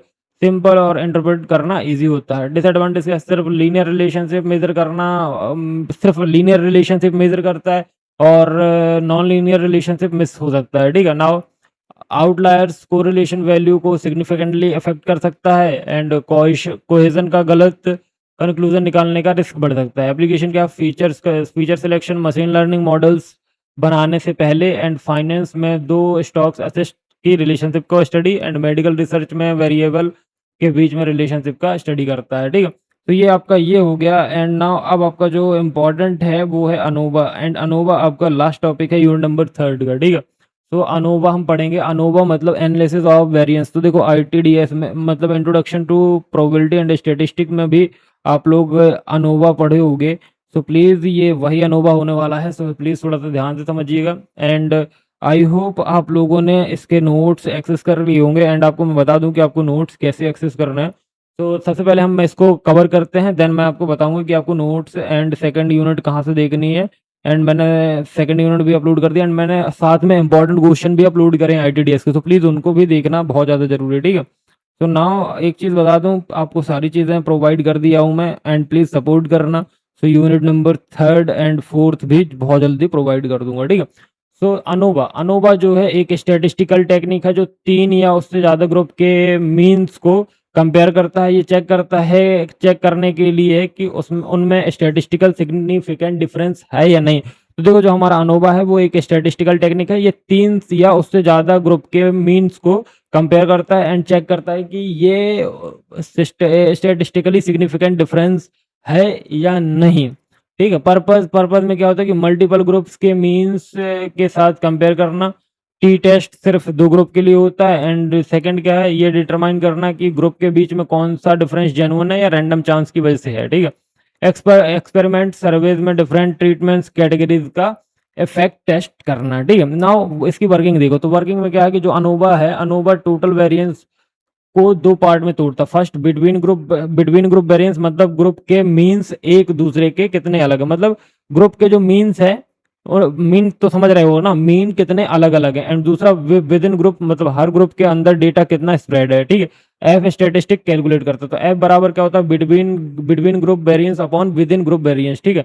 अगर एफ की वैल्यू बहुत हाई है तो हम नल हाइपोथेसिस सेलेक्ट करते हैं। हाँ, देखो अगर एफ की वैल्यू बहुत ज़्यादा हाई होती है तो हम नल हाइपोथेसिस की वैल्यू को रिजेक्ट करते हैं, मतलब कम से कम एक ग्रुप की मीन की वैल्यू सिग्निफिकेंटली डिफर होनी चाहिए। तो देखो यहाँ पे ये हमारा ग्रुप ये 1 है एंड ये हमारा ग्रुप 2 है एंड ये हमारा ग्रुप 3 है, ठीक है। तो यहाँ पे हमारा जो ग्रुप 1 ग्रुप 2 एंड ग्रुप 3 है, ठीक है, इनमें क्या होता है कि कैरेक्टरिस्टिक देखते हैं। 3 या उससे ज़्यादा ग्रुप को साइमल्टेनियसली कंपेयर करता है एंड हाइपोथेसिस टेस्टिंग पे बेस्ड नल वर्सेस अल्टरनेट हाइपोथेसिस होता है एंड रिजल्ट जो होता है स्टैटिस्टिक और पी वैल्यू के फॉर्म में आता है and assume data normally distributed और ग्रुप्स इंडिपेंडेंट के फॉर्म में आता है। नाउ टाइप क्या है, 1 वे अनोवा मतलब एक सिंगल फैक्टर इंडिपेंडेंट वेरिएबल के बेसिस पे ग्रुप को कंपेयर करता है। 2 वे अनोवा 2 इंडिपेंडेंट फैक्टर के इफेक्ट और उनके इंटरेक्शन एनालाइज करता है। Component sum of square between SSB और sum of square within SSW statistic and P value. Now अब आप एडवांटेज देख लो। एडवांटेज है आपका मल्टीपल जो ग्रुप है एक साथ कंपेयर कर सकते हैं, मल्टीपल टी टेस्ट करने की जरूरत नहीं होती है, टाइप 1 एरर फॉल्स पॉजिटिव का रिस्क कम हो कर सकता है जब तक मल्टीपल कंपैरिजन हो एंड कॉम्प्लेक्स एक्सपेरिमेंटल डिजाइन जैसे मल्टीपल फैक्टर्स हैंडल कर सकते हैं, ठीक है। ना बात करते हैं डिसएडवांटेज की, तो सिर्फ ये बताता है कि डिफरेंस है या नहीं, ये बताता है कौन से ग्रुप अलग है, मतलब पोस्ट हॉक टेस्ट चाहिए है जैसे Tukey test and data normality और इक्वल वेरिएंस जैसे अजम्पशन होनी चाहिए वरना रिजल्ट अनरियल हो सकता है। एप्लीकेशन एग्रीकल्चर में डिफरेंट फर्टिलाइजर्स का क्रॉप यील्ड से इफेक्ट टेस्ट करना, मेडिकल ट्रायल्स में डिफरेंट ट्रीटमेंट्स का कंपैरिजन एंड मार्केटिंग में डिफरेंट एड कैंपेन करना एंड इफेक्टिवनेसली कंपेयर करना। तो देखो यहाँ पे तुम्हारा यूनिट नंबर 3 भी खत्म होता है ITDS का। एंड मैं अब आपको एक चीज़ बता दूं कि अब आपको सारी चीज़ें करनी क्या क्या है। तो देखो यहाँ पे यूनिट नंबर 3 खत्म कर दिया गया है मेरी साइड से। अब आपका बचा है यूनिट नंबर 4 से ला पाऊंगा, ठीक है। तो ना ये आपका यूनिट नंबर 4 होने वाला है एंड इसमें हम पढ़ने वाले हैं 8 टॉपिक जो कि आपके सिलेबस में है। So first is simple linear regression, second is multiple linear regression, model evaluation using visualization, residual plot, distribution plot, polynomial regression and pipeline measures for in sample और आपका prediction and decision making। तो first of all मैं बता दूं कि मैंने अपने promise के अकॉर्डिंग जो मेरा प्रॉमिस था, तो मैंने अपने प्रॉमिस के अकॉर्डिंग आपको सारी चीज़ें प्रोवाइड कर दी हैं। ये रहा आपका यूनिट नंबर 1-2 के नोट्स। तो प्लीज़ जाके टेलीग्राम को ज्वाइन करो एंड ये नोट्स को एक्सेस कर लो, ठीक है। Now back to the topic, तो चलो पढ़ते हैं, ठीक है। तो नाउ जो हमारा फर्स्ट टॉपिक है वो है सिंपल लीनियर रिग्रेशन। तो सिंपल लीनियर रिग्रेशन क्या होता है सबको पता होगा, नहीं पता है तो मैं एक्सप्लेन करने की कोशिश करता हूँ एंड कोशिश करिएगा समझने की। एंड जहाँ समझ में नहीं आए तो प्लीज़ एक बार वीडियो को पीछे करके जाके जरूर देखिएगा। तो देखो सबसे पहले आता है जो हमारा सिंपल लीनियर रिग्रेशन है, ये एक स्टैटिस्टिकल मेथड होता है जिसमें एक इंडिपेंडेंट वेरिएबल होता है, एक डिपेंडेंट वेरिएबल होता है, ठीक है। यहाँ पे हम क्या करते हैं कि जो हमारा इंडिपेंडेंट वेरिएबल होता है उसकी मदद से हम डिपेंडेंट वेरिएबल को क्या करते हैं, प्रेडिक्ट करते हैं। सपोज मान लो कि हमारे पास इंडिपेंडेंट वेरिएबल x है एंड हमें क्या क्या प्रेडिक्ट करना है, डिपेंडेंट वेरिएबल प्रेडिक्ट करना है। तो with the help of x variable हम प्रेडिक्ट करेंगे किसको, डिपेंडेंट वेरिएबल को। सो आई होप इतना तुमको समझ में आ गया होगा। इसमें क्या होता है कि हम यूज करते हैं स्ट्रेट लाइन रिलेशन, ये दो वेरिएबल के बीच का एक लीनियर रिलेशनशिप मॉडल होता है, ठीक है। एंड फिर से मैं बता देता हूं, सपोज मान लो कि एक x है एंड एक y है। तो x हमारा इंडिपेंडेंट है एंड y हमारा डिपेंडेंट है। तो हमारा जो इंडिपेंडेंट वेरिएबल x है उसकी मदद से हम क्या करेंगे, उसकी मदद से हम y मतलब जो हमारा डिपेंडेंट वेरिएबल है उसको हम क्या करते हैं, प्रेडिक्ट करते हैं। सो आई होप तुमको समझ में आ गया होगा कि हमारा जो सिंपल लीनियर रिग्रेशन है वो क्या होता है। Simple linear regression is just all about कि हमारा जो इंडिपेंडेंट वेरिएबल है, इंडिपेंडेंट वेरिएबल की हेल्प से डिपेंडेंट वेरिएबल को प्रेडिक्ट करते हैं।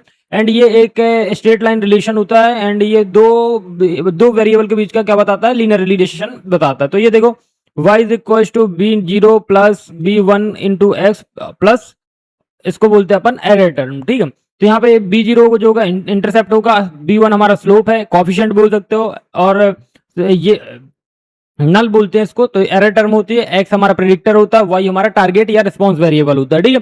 नाउ इसका पर्पस क्या है, तो पर्पस देख लो भैया, दो वेरिएबल के बीच रिलेशनशिप की स्ट्रेंथ और डायरेक्शन को समझाना और नए एक्स वैल्यू के लिए क्या करना, नए एक्स वैल्यू के लिए वाई को प्रिडिक्ट करना। मान लो कि हमारा जो नया एक्स है उसके लिए वाई की वैल्यू को प्रिडिक्ट करते हैं। ट्रेंड और एनालिसिस और फोरकास्टिंग के लिए बेस मॉडल बनाना, ठीक है। With the help of simple linear regression हम क्या करते हैं, ट्रेंड एनालिसिस और फोरकास्टिंग के लिए क्या बनाते हैं, मॉडल बनाते हैं, ठीक है।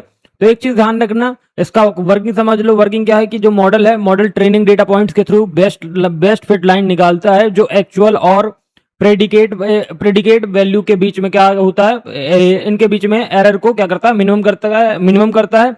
इसको लीस्ट स्क्वायर मेथड से अचीव किया जाता है जिसमें सम ऑफ स्क्वायर्ड एरर जैसे एफईएफ और इनको क्या करता है, मिनिमाइज करता है। तो ध्यान समझें, जो हमारा एक मतलब जो हमारा मॉडल होता है वो ट्रेनिंग डेटा पॉइंट्स के लिए एक बेस्ट फिट लाइन को क्या करता है, क्रिएट करता है एंड एक्चुअल वैल्यू को प्रेडिक्ट करता है एंड इनके बीच में क्या निकालता है, एरर को बहुत मिनिमम कर देता है। एंड जो हमारा लीस्ट स्क्वायर मेथड होता है उससे ये सारी चीजें अचीव करता है, जिसमें हम सम ऑफ स्क्वायर्ड एरर को क्या करते हैं, मिनिमाइज करते हैं। तो देखो यहाँ पे SSC sum of squared error is equal to summation of bracket y1 minus Y I cap, यहाँ पे वाई आई है का होल स्क्वायर है, ठीक है।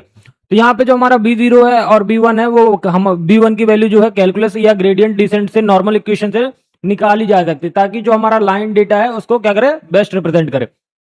तो देखो एक्स एक्सेस पे हमारे यहाँ पे इंडिपेंडेंट वेरिएबल रहेगा एंड इंडिपेंडेंट वेरिएबल के विद रिस्पेक्ट में हम डिपेंडेंट वेरिएबल की वैल्यू निकालते हैं। ये हमारा जो ब्लू कलर का दिख रहा है या आपका डेटा है एंड जो ये हमारी रेड लाइन दिख रही है ये हमारी क्या है, ये हमारी एक मतलब ये एक्स और वाई के बीच में रिलेशन बता रहा है, ठीक है। इसी को हम लीनियर रिग्रेशन बोलते हैं, सिंपल लीनियर रिग्रेशन। कैरेक्टरिस्टिक क्या है, सिर्फ एक इंडिपेंडेंट वेरिएबल का यूज होता है इसमें, ठीक है। हम पता है भैया एक्स की मदद से हम वाई को प्रिडिक्ट करेंगे। रिलेशनशिप में स्ट्रेट लाइन होता है, ठीक है। जो हमारा रिलेशनशिप है, रिलेशनशिप लीनियर है, जो कि हमारा ये स्ट्रेट लाइन है उसमें क्या होता है, रिलेशन लीनियर होता है, ठीक है। और जो मॉडल है वो सिंपल और इंटरप्रेट करने में इजी होता है एज्यूम करो constant variance of errors, normality of residuals और इंडिपेंडेंस ऑफ एरर। ठीक है ना, इसके कंपोनेंट देख लो तो इंटरसेप्ट मतलब बी जीरो होता है, ये क्या होता है, लाइन का वाई एक्सिस से कटिंग पॉइंट होता है जब एक्स बराबर जीरो होता है। ठीक है, बी हम बी वन हमारा स्लोप होता है, एक्स में 1 यूनिट चेंज होने पर वाई में कितना चेंज होता है, रेसिड्यूल या एरर एक्चुअल वैल्यू और प्रेडिकेट वैल्यू का डिफरेंस बताता है। ठीक है, नाउ एडवांटेज क्या है, एडवांटेज ये है कि सिंपल और फास्ट कंप्यूट करता है, इजीली इंटरप्रेटेबल होता है, इंटरप्रेटेबल रिजल्ट देता है, और थर्ड क्या है, स्मॉल डेटा सेट पर कब इसमें स्मॉल डेटा सेट पे भी काम कर सकता है। ठीक है, नाउ डिसएडवांटेज क्या है, सिंपल लीनियर सिंपल या सिर्फ लीनियर रिलेशन को कैप्चर करता है, आउटलायर को क्या करता है, आउटलायर के प्रति सेंसिटिव होता है, एंड सिर्फ एक फीचर्स या एक फीचर यूज होता है लाइक रियल वर्ल्ड कॉम्प्लेक्सिटी। ठीक है, एंड नाउ दूसरा हमारे क्या है एप्लीकेशन, देखो सेल्स प्रेडिक्शन मतलब एडवर्टाइजिंग स्पेंड वर्सेस सेल्स करता है, and sales prediction experience versus salary, high weight relationship में एनालिसिस करता है, एंड टेम्परेचर वर्सेस आइसक्रीम वाले ट्रेंड्स को फॉलो करता है। अब देखो, अब सिंपल लीनियर रिग्रेशन पढ़ लियो तो अब हमें मल्टी लीनियर रिग्रेशन भी पढ़ना पड़ेगा, and it's a part of regression. तो देखो मान लो कि हमारा सिंपल तो पढ़ लिया, ठीक है, तो उसमें क्या होता है कि उसकी जो इक्वेशन थी बहुत सिंपल थी, b0 प्लस b1 x और नल। ठीक है, और यहाँ पे जो इक्वेशन है वो थोड़ा सा डिफरेंट हो जाती है, जैसे मल्टीपल जो लीनियर रिग्रेशन होता है ये भी एक स्टैटिस्टिकल टेक्निक है जिसमें दो या दो से ज्यादा इंडिपेंडेंट वेरिएबल की हेल्प से एक डिपेंडेंट वेरिएबल को प्रेडिक्ट किया जाता है। ठीक है, मान लो दो या दो से ज्यादा, एक मिनट, अब यहाँ पे समझ लेना, अगर तुमने ये पॉइंट समझ गया तो तुम बहुत अच्छे तरीके से समझ लो। ठीक है, दो या दो से ज्यादा, टू और मोर देन लिख ले रहा हूं। ठीक है, टू और मोर देन, टू और मोर देन क्या है हमारे पास, इंडिपेंडेंट वेरिएबल है। ठीक है, इंडिपेंडेंट वेरिएबल है। ठीक है, और हम इनकी हेल्प से एक डिपेंडेंट वेरिएबल को क्या करते हैं, प्रेडिक्ट करते हैं। जो हमारा मल्टीपल लीनियर रिग्रेशन होता है ये एक स्टैटिस्टिकल टेक्निक होती है, और जो सिंपल लीनियर रिग्रेशन है वो भी एक स्टैटिस्टिकल टेक्निक होती है, बट जो सिंपल लीनियर रिग्रेशन होता है उसमें हम इंडिपेंडेंट वेरिएबल की हेल्प से डिपेंडेंट वेरिएबल को प्रिडिक्ट करते हैं, बट मल्टीपल लीनियर रिग्रेशन में दो या दो से ज्यादा इंडिपेंडेंट वेरिएबल की हेल्प से सिर्फ एक डिपेंडेंट वेरिएबल को प्रेडिक्ट किया जाता है। इसका equation y is equal to b0 plus b1 x1 plus b2 x2 dot dot so n तक प्लस नल। ठीक है, इसका पर्पस क्या भैया, तो देखो मल्टीफैक्टर का कंबाइंड इफेक्ट डिपेंडेंट वेरिएबल पर एनालाइज करना, रियल वर्ल्ड हो गया, कॉम्प्लेक्स प्रॉब्लम हो गया, इनको बेटर रिप्रेजेंट करना जहां एक से ज्यादा कॉज होते हैं। ठीक है, बेटर प्रेडिक्शन एक्यूरेसी देना एसएलआर के कंपैरिजन, एसएलआर मतलब सिंपल लीनियर रिग्रेशन। ठीक है, ना अब इसके वर्किंग समझो, जो मॉडल है, मॉडल एक वेस्ट फिट मतलब हाइपर प्लेन मतलब मल्टी डायमेंशनल लाइन निकालता है जो सभी डिपेंडेंट वेरिएबल को क्या करता है, कंसीडर करके एक एरर मिनिमाइज करके यूजिंग लीस्ट स्क्वायर मेथड और ऑर्डिनरी लीस्ट स्क्वायर मेथड हर कोफिशिएंट को b1 b2 बताता है, एंड क्रॉसपॉन्डिंग जो वेरिएबल होते हैं y पर कितना डिपेंडेंट इफेक्ट है ये दूसरे वेरिएबल को कांस्टेंट रखते हैं। तो देखो यहाँ पे जो हमारा x1 है वो ये फीचर 1 हो गया, x2 हमारा फीचर 2 हो गया, x3 हमारा फीचर 3, xn हमारा फीचर n, ये प्रेडिक्ट क्या कर रहा है y। तो यहाँ पे देखो b1 b2 b3 और b4 एंड ऐसे करते जाएंगे। ठीक है, तो अब इसके कैरेक्टरिस्टिक देख लो,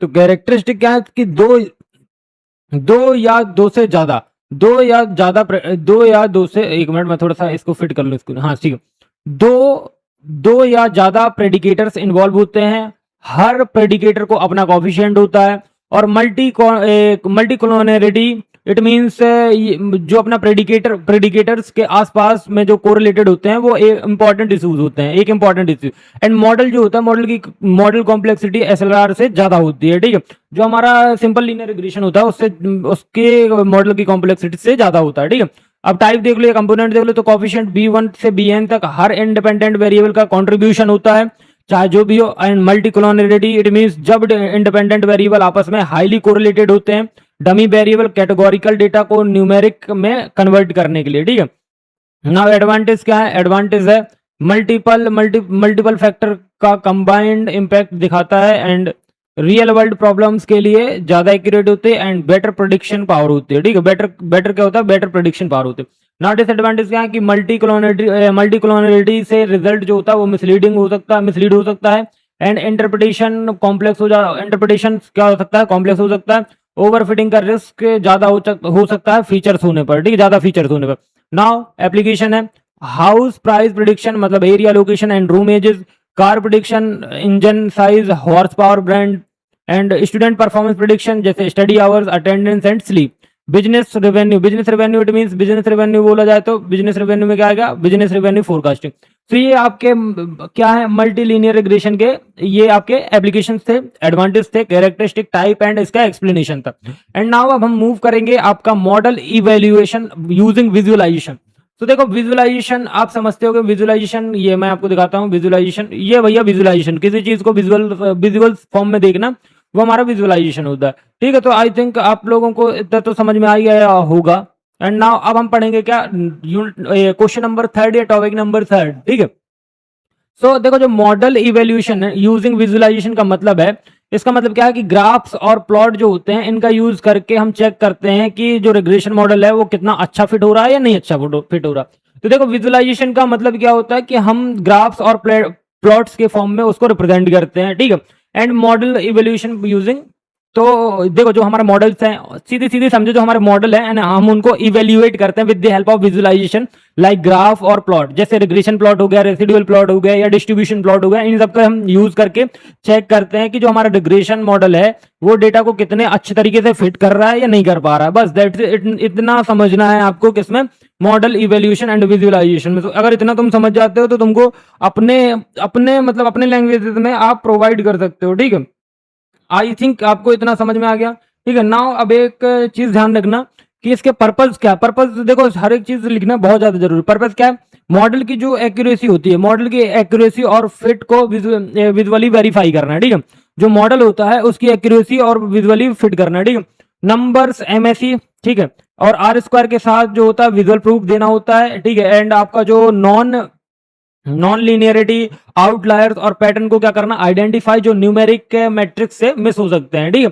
नाउ अब देखो वर्किंग कॉन्सेप्ट, तो देखो अलग अलग प्लॉट यूज हो सकते हैं, जैसे रिग्रेशन प्लॉट। रिग्रेशन प्लॉट में क्या होता है, स्कैटर पॉइंट के साथ फिटेड लाइन दिखाता है। प्लीज डायग्राम आप प्लीज उठा लीजिएगा बिकॉज डायग्राम नहीं बन पाए हैं, तो प्लीज इतना आप कर लीजिएगा।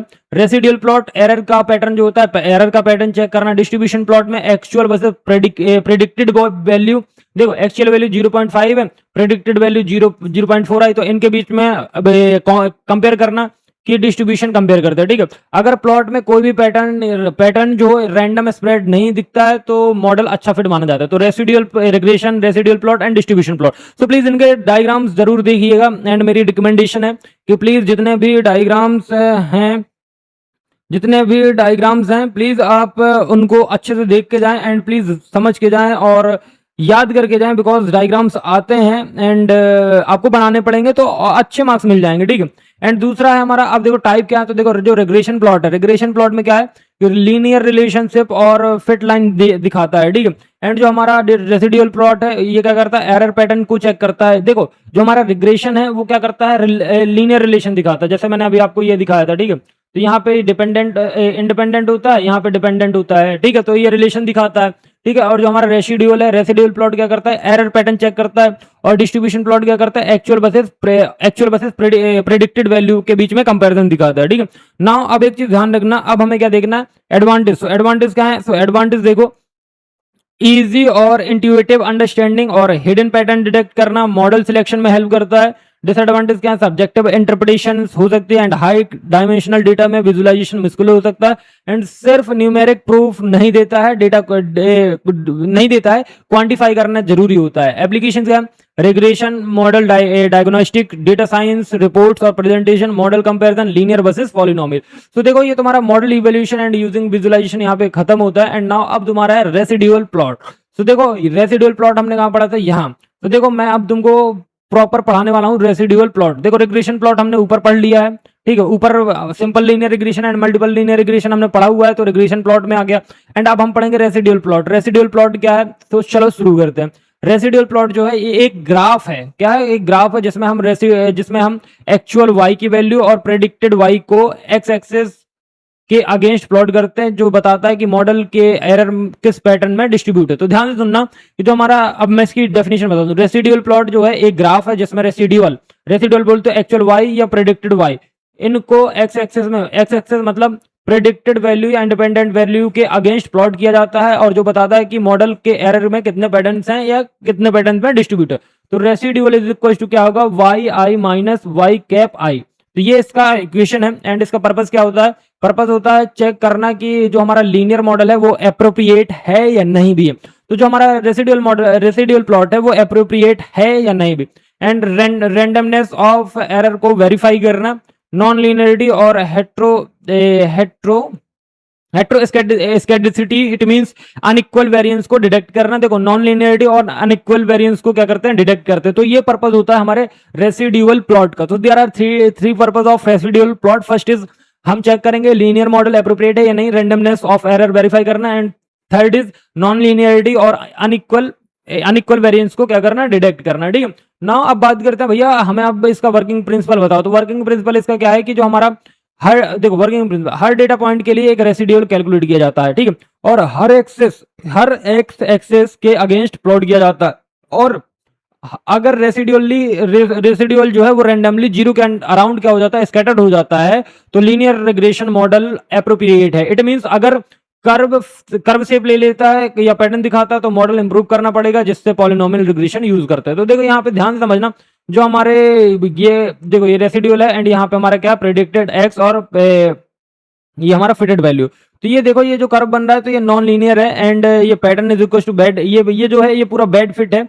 एंड जो ये तुम्हारा ग्रीन ग्रीन सा दिख रहा है ये तुम्हारा क्या गुड फिट है। ठीक है, सो बैड फिट और ये गुड फिट में तुम्हें डिफरेंस समझ में आ गया होगा।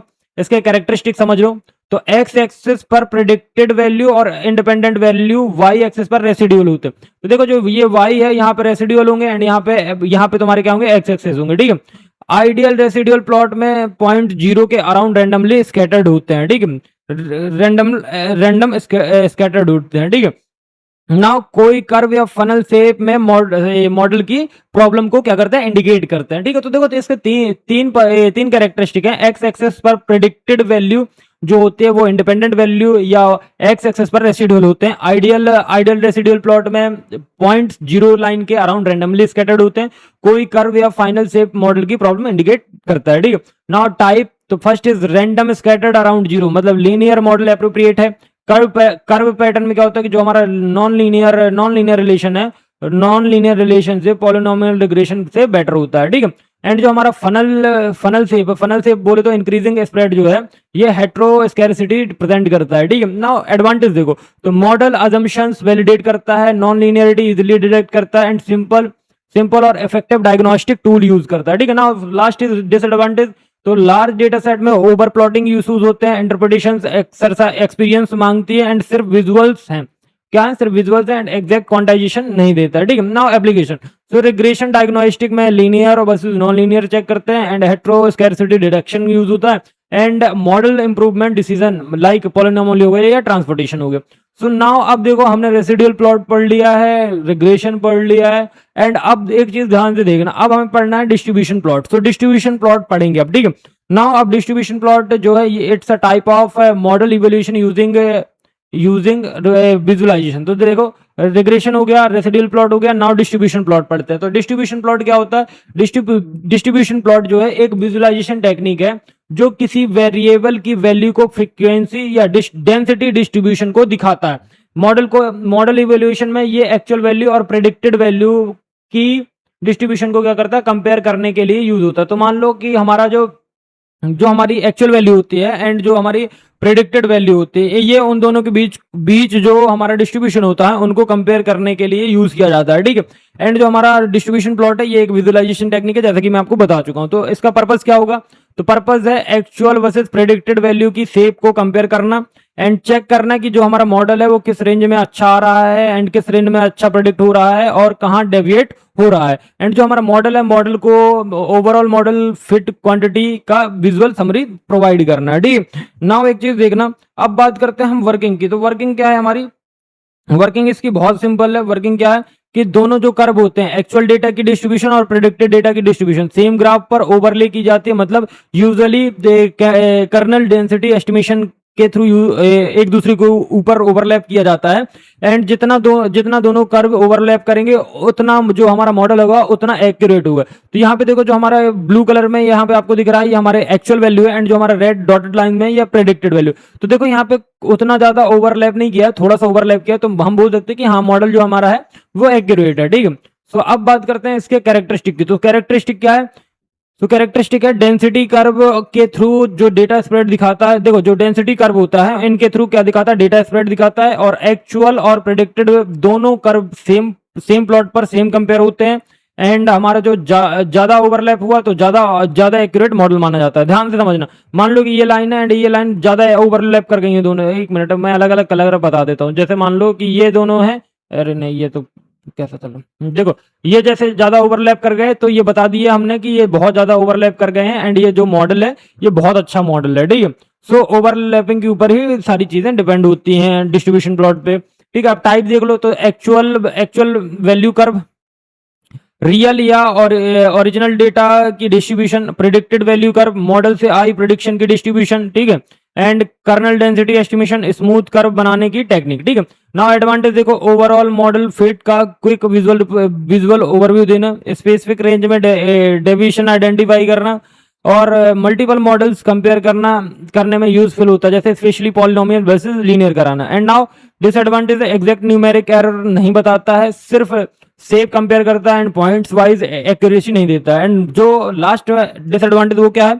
मल्टी मॉडल्स डेटा में इंटरप्रिटेशन कॉम्प्लेक्स होता है, ठीक है। नाउ एप्लीकेशन का मॉडल कंपैरिजन, जैसे पॉलिनोमियल रिग्रेशन के बेटर फिट दिखाना, और price prediction models, car price और हाउस प्राइस, एंड ये सब। एंड डेटा साइंस रिपोर्ट्स में विजुअल वैलिडेशन प्रोवाइड करना।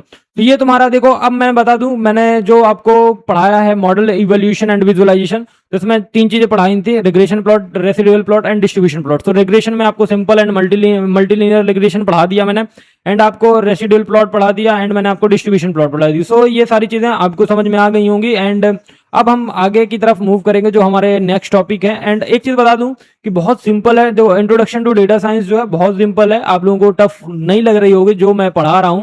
अगर आपको समझ में आ रहा है तो प्लीज एक बारी हार्ट स्पैम करिएगा कमेंट सेक्शन पे, ठीक है। या आप थम्स अप भी कर सकते हो कि हाँ हमको थम्स अप, अगर आप थम्स अप करोगे तो मेरे को ये समझ में आ जाएगा कि हाँ आपको समझ में आ रहा है एंड आपको चीजें अच्छी लग रही हैं, और आप मतलब नोट्स भी बना रहे हो। या आप नोट्स मत बनाओ, या तो आप क्या कर सकते हो कि हमारा जो टेलीग्राम चैनल है टेलीग्राम पे ज्वाइन कर लो। तो टेलीग्राम पे हम इजीली आपको सारी ये जितने भी नोट्स हैं, मैं आफ्टर वीडियो सबसे पहले वीडियो अपलोड करूंगा, देन उसके 5-10 मिनट बाद मैं अपलोड कर देता हूं, ठीक है।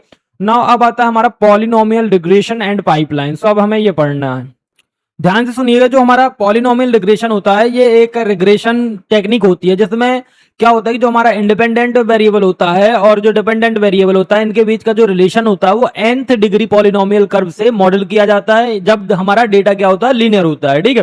तो ये इसकी बेसिक नॉलेज थी जो मैं मेरे को आपको देनी थी, एंड मैंने आपको प्रोवाइड कर दी। तो हमारा जो पॉलिनोमियल रिग्रेशन है, सो पॉलिनोमियल रिग्रेशन एक रिग्रेशन टेक्निक है जिसमें इंडिपेंडेंट और डिपेंडेंट वेरिएबल के बीच का जो रिलेशन होता है उसको nth डिग्री पॉलिनोमियल कर्व से मॉडल किया जाता है जब हमारा डेटा क्या हो? लीनियर हो, ठीक है। नाउ ये जो हमारी इक्वेशंस है, एंड ये हाउ टू इट्स फिक्स, हाँ, तो ये जो हमारा ये हमारी इक्वेशन है b0 plus b1 plus x plus b2 x square plus b3 x cube से लेके bn एक्स की पावर n प्लस नल, ठीक है। तो ये हमारी इक्वेशन है, तो प्लीज इसको थोड़ा सा फॉलो करिए, ठीक है। पाइपलाइन क्या होता है तो ध्यान से समझिए। तो पाइपलाइन जो होता है ये एक मैकेनिज्म है जिसमें क्या होता है कि मल्टीपल डेटा प्रोसेसिंग स्टेप, जैसे नॉर्मलाइजेशन, पॉलिनोमियल हो गया, ट्रांसफॉर्मेशन हो गया, मॉडल फिटिंग हो गया, इन सबको सीक्वेंस में चेंज किया जाता है ताकि जो हमारा वर्क फ्लो है वो क्या हो सके? सिंपल हो सके, ठीक है। एंड जो पर्पज है, इसके पर्पज क्या है कि नॉन लीनियर रिलेशनशिप को एक्यूरेटली मॉडल करना, पाइपलाइन से multiple processing plus modelling steps को ऑटोमेट और स्ट्रीमलाइन करना, कोड को क्या करना? क्लीन करना और रीयूजेबल और एरर फ्री बनाना होता है, ठीक है। नाउ अब मैं आपको क्या दिखाता हूँ, पाइपलाइन के स्टेप देख लो। सबसे पहले क्या होता है, या तो आप नॉर्मलाइज समझ लो या तो आप स्केल समझ लो, ठीक है। नॉर्मलाइज या स्केल आपको समझ में आता ही होगा क्या होगा, बाकी मैं आपको भी एक्सप्लेन करूंगा इसकी वर्किंग। तो देखो नॉर्मलाइज स्केल हो गया, एंड फिर आपका क्या हो गया, पॉलिनोमियल हो गया, पॉलिनोमियल ट्रांसफॉर्म के बाद मॉडल फिट हो गया, एंड मॉडल फिट के बाद आपका आउटपुट हो गया। तो 4 स्टेप होते हैं। फर्स्ट इज नॉर्मलाइज या scale, polynomial transformation, model fit and output. ठीक है, नाउ पॉलिनोमियल रिग्रेशन क्या, तो ओरिजिनल फीचर्स एक्स को हायर पावर जैसे एक्स स्क्वायर एक्स क्यूब में क्या करता है, ट्रांसफॉर्म किया जाता है, फिर उन्हें नए फीचर्स पर लीनियर रिग्रेशन अप्लाई किया जाता है, और कर्व जो होता है कर्व डेटा के नॉन लीनियर पैटर्न को फिट कर पाता है। ठीक है, ना जो हमारा पाइपलाइन है, पाइपलाइन में क्या होता है कि स्टेप्स को एक सीक्वेंस में डिफाइन किया गया है। जैसे स्केल हो गया, स्केल बोले तो normalise, polynomial transform, model fit, data automatically हर स्टेप से पास होता है और बिना मैनुअली हर स्टेप्स के कॉल किए जाते हैं। ठीक है, नाउ ये याद रखिएगा, पाइपलाइन आपको बनानी पड़ेगी। ठीक है, पेपर में पाइपलाइन अगर पूछता है तो ये बना सकते हो आप। ठीक है, नाउ कैरेक्टरिस्टिक क्या है, पॉलिनोमियल रिग्रेशन कर्व शेप्ड, जो पॉलिनोमियल है तो polynomial regression curve shape relationship capture करता है, एंड डिग्री जितनी बढ़ती है उतना देखो, डिग्री जितनी बढ़ती है मॉडल उतना फ्लेक्सिबल होता है, पर ओवरफिटिंग का रिस्क हो सकता है। क्या हो सकता है, ओवरफिटिंग का रिस्क हो सकता है, एंड जितना डिग्री बढ़ेगा उतना बढ़ सकता है। ठीक है, पाइपलाइन रियूजेबल और मेंटेनेबल कोड स्ट्रक्चर देता है, एंड जो हमारा पाइपलाइन में डेटा होता है, डेटा लीकेज जो होता है वो अवॉइड होती है, क्योंकि स्टेप्स को एक डिफाइंड ऑर्डर में चलते हैं। ठीक है, इसके कंपोनेंट क्या है, डिग्री एंड, तो देखो पॉलिनोमियल का जो ऑर्डर होता है, जैसे क्वाड्रेटिक हो गया, एक क्यूबिक, क्वाड्रेटिक में क्या होता है, स्क्वायर होता है, एंड क्यूबिक में हमारा क्यूब होता है।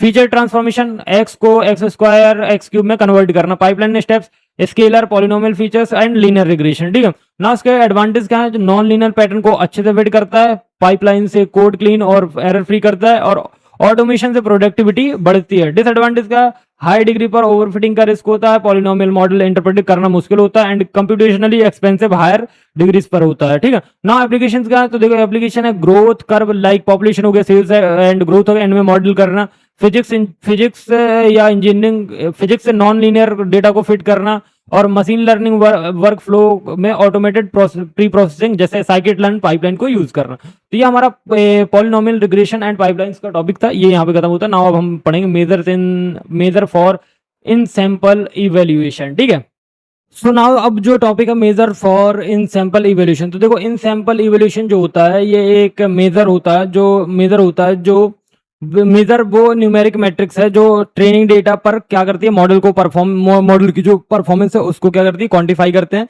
जैसे मॉडल डेटा को कितना अच्छे से फिट कर रहा है या दो, देखो आई एम सॉरी थोड़ा सा हिचकी वगैरह आ गई थी, दैट्स वाई ये चेन टूट गई, बट आई विल ट्राई, फिर से समझाने की कोशिश करता है।